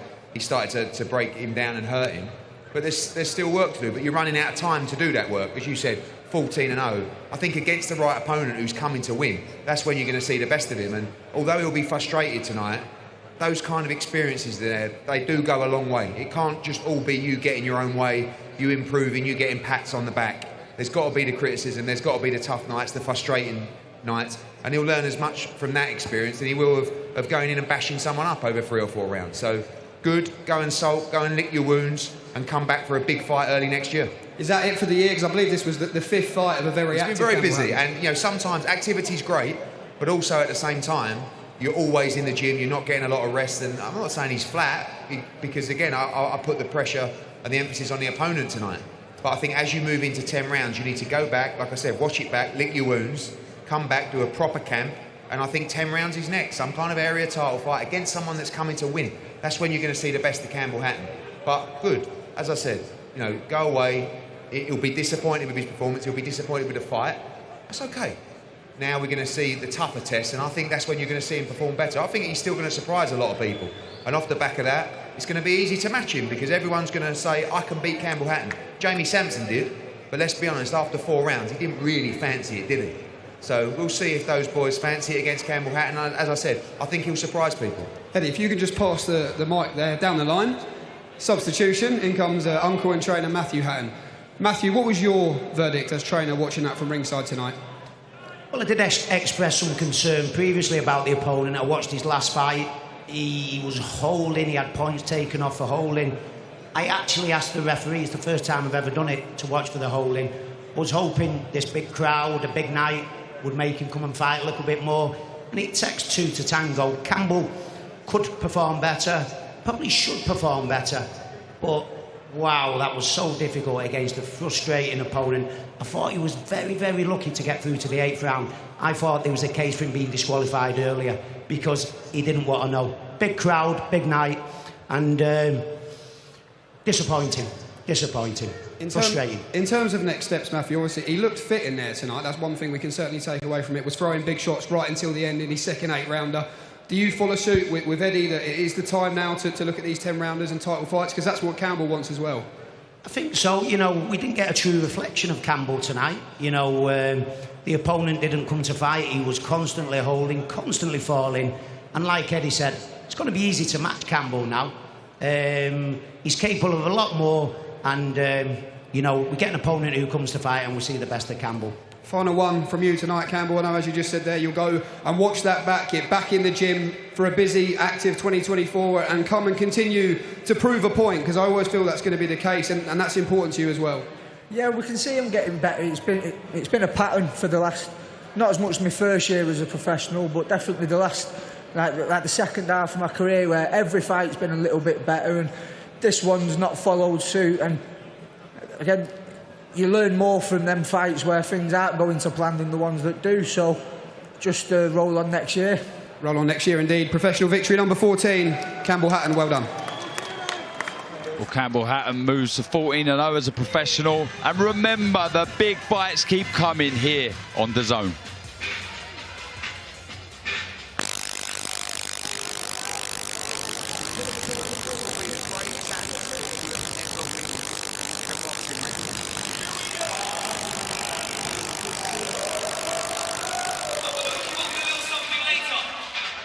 guys will get the chance to sit ringside next to all of the action, next to Eddie and the gang. We'll let you know the info. Oh, sorry about that. Bit of an issue with our VT there, but some big fights coming. Take my word from it, there really is. And one man who is on one of those big shows, Taylor Cameron, the rematch, is Gary Cully. I know you've mentioned already, but camp going well. Excited to get back in there? Yeah, I'm based in Liverpool now, obviously. It kind of humbled me in a way. I'm back over in Liverpool. I haven't got the comforts of getting up and getting into my car and turning on the heating in the cold mornings anymore. I'm cycling to the gym. Back what I used to do when I was 14, 15 years old, going to the amateur boxing club when I was hungry back then. So, yeah, I'm really excited. I'm looking forward to getting back in. Obviously, I feel like I'm blessed in a way that I get to go back to Dublin. After losing there, I get to go straight back to Dublin. Big fight, co-main event, and make it right. But this fight could be in my local boxing gym or in Rotunda Boxing Club. I don't care where it is. It's just for me to get back to winning ways, get back to where I need to be, and put on a performance and show everybody that last time it was a blip. And was it hard to get over that last fight? I know you was bitterly frustrated and annoyed with yourself, but how are you now mentally? Yeah, look, I'm a winner. I'm a winner in everything I do. In if we go out on a run in the gym, or we're in the gym lifting weights, whatever we're doing, I'm a winner in life, and I believe I belong in the winners club. Obviously, I'm not in there anymore. I'm coming off the first loss of my career, so it was hard to deal with. It was hard to take, but I've got a good support system around me, a good team, lots of good friends, and people giving me good advice. So yeah, I've dealt with it, I've learned from it. I believe everything happens for a reason. I believe I've learned my lessons, and I'm ready to make it right on November 25th. Well, we wish you all the very best, Gary. Let's have a look at what we've seen already on Before the Belt. Well, it started off in fine form. William Crolla defeating Martin Shaw in that first round. Blistering start. And followed up by Muhammad Ali, looking very good, very composed. Showed us glimpses of brilliance against Commerso from Italy. Then again, Paddy Lacey, following exactly what Crolla done, landing a lovely shot to Owen Kirk's body, and that was it, KO in the first round. And we've just seen there the frustrating victory, the disqualification for Campbell Hatton against Jamie Sampson, who was doing well in the fight, but ran out of gas and ran out of ideas and held on. And Campbell Hatton, like we said, goes on to 14-0 as a professional.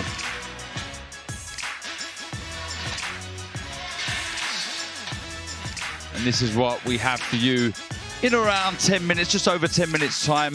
Obviously, Masood has had to withdraw through illness, so we start the evening with Khalil Majid versus local man Tom Farrell. The Commonwealth Super Featherweight title against Fiaz and Maurice Bellotti. What a fight that promises to be. Then the hard-hitting wrecking ball, Jack Turner versus Adam Yahaya. And then the local future superstar, yes, I'm saying it, I don't care, he's that good. Peter McGraw in with Fran Mendoza. And that sets up nicely for tonight's main event. Jack Catterall. And I have to keep saying this because he is a boxing legend in Jorge Linares. Been to these shores before. He's upset the local favourites. Can he do it again in the twilight years of his career? What a main event that promises to be. A pot of gold for the winner. Well, from me, Barry and Gary, we hope you've enjoyed our commentary and what you've just witnessed. Remember, tune in 7 p.m. for that main card. So from us, goodbye and have a good evening. I believe I can go on and win world titles and make a good name for myself. If I don't believe in myself, then I can't expect my coaches, my family, the fans, anyone else to believe in myself. And I've got the right team now, boxing coaches, strength coaches, nutritionists. I'm doing everything that I can possibly do to put me in the greatest position to get them world titles, get them big fights. I truly believe he's the best 140 fighter in the world. I don't think he's that much of a secret anymore because his coming out party was the Josh Taylor fight. Everyone understands how good he can be, but I really don't believe we've seen the best of him yet.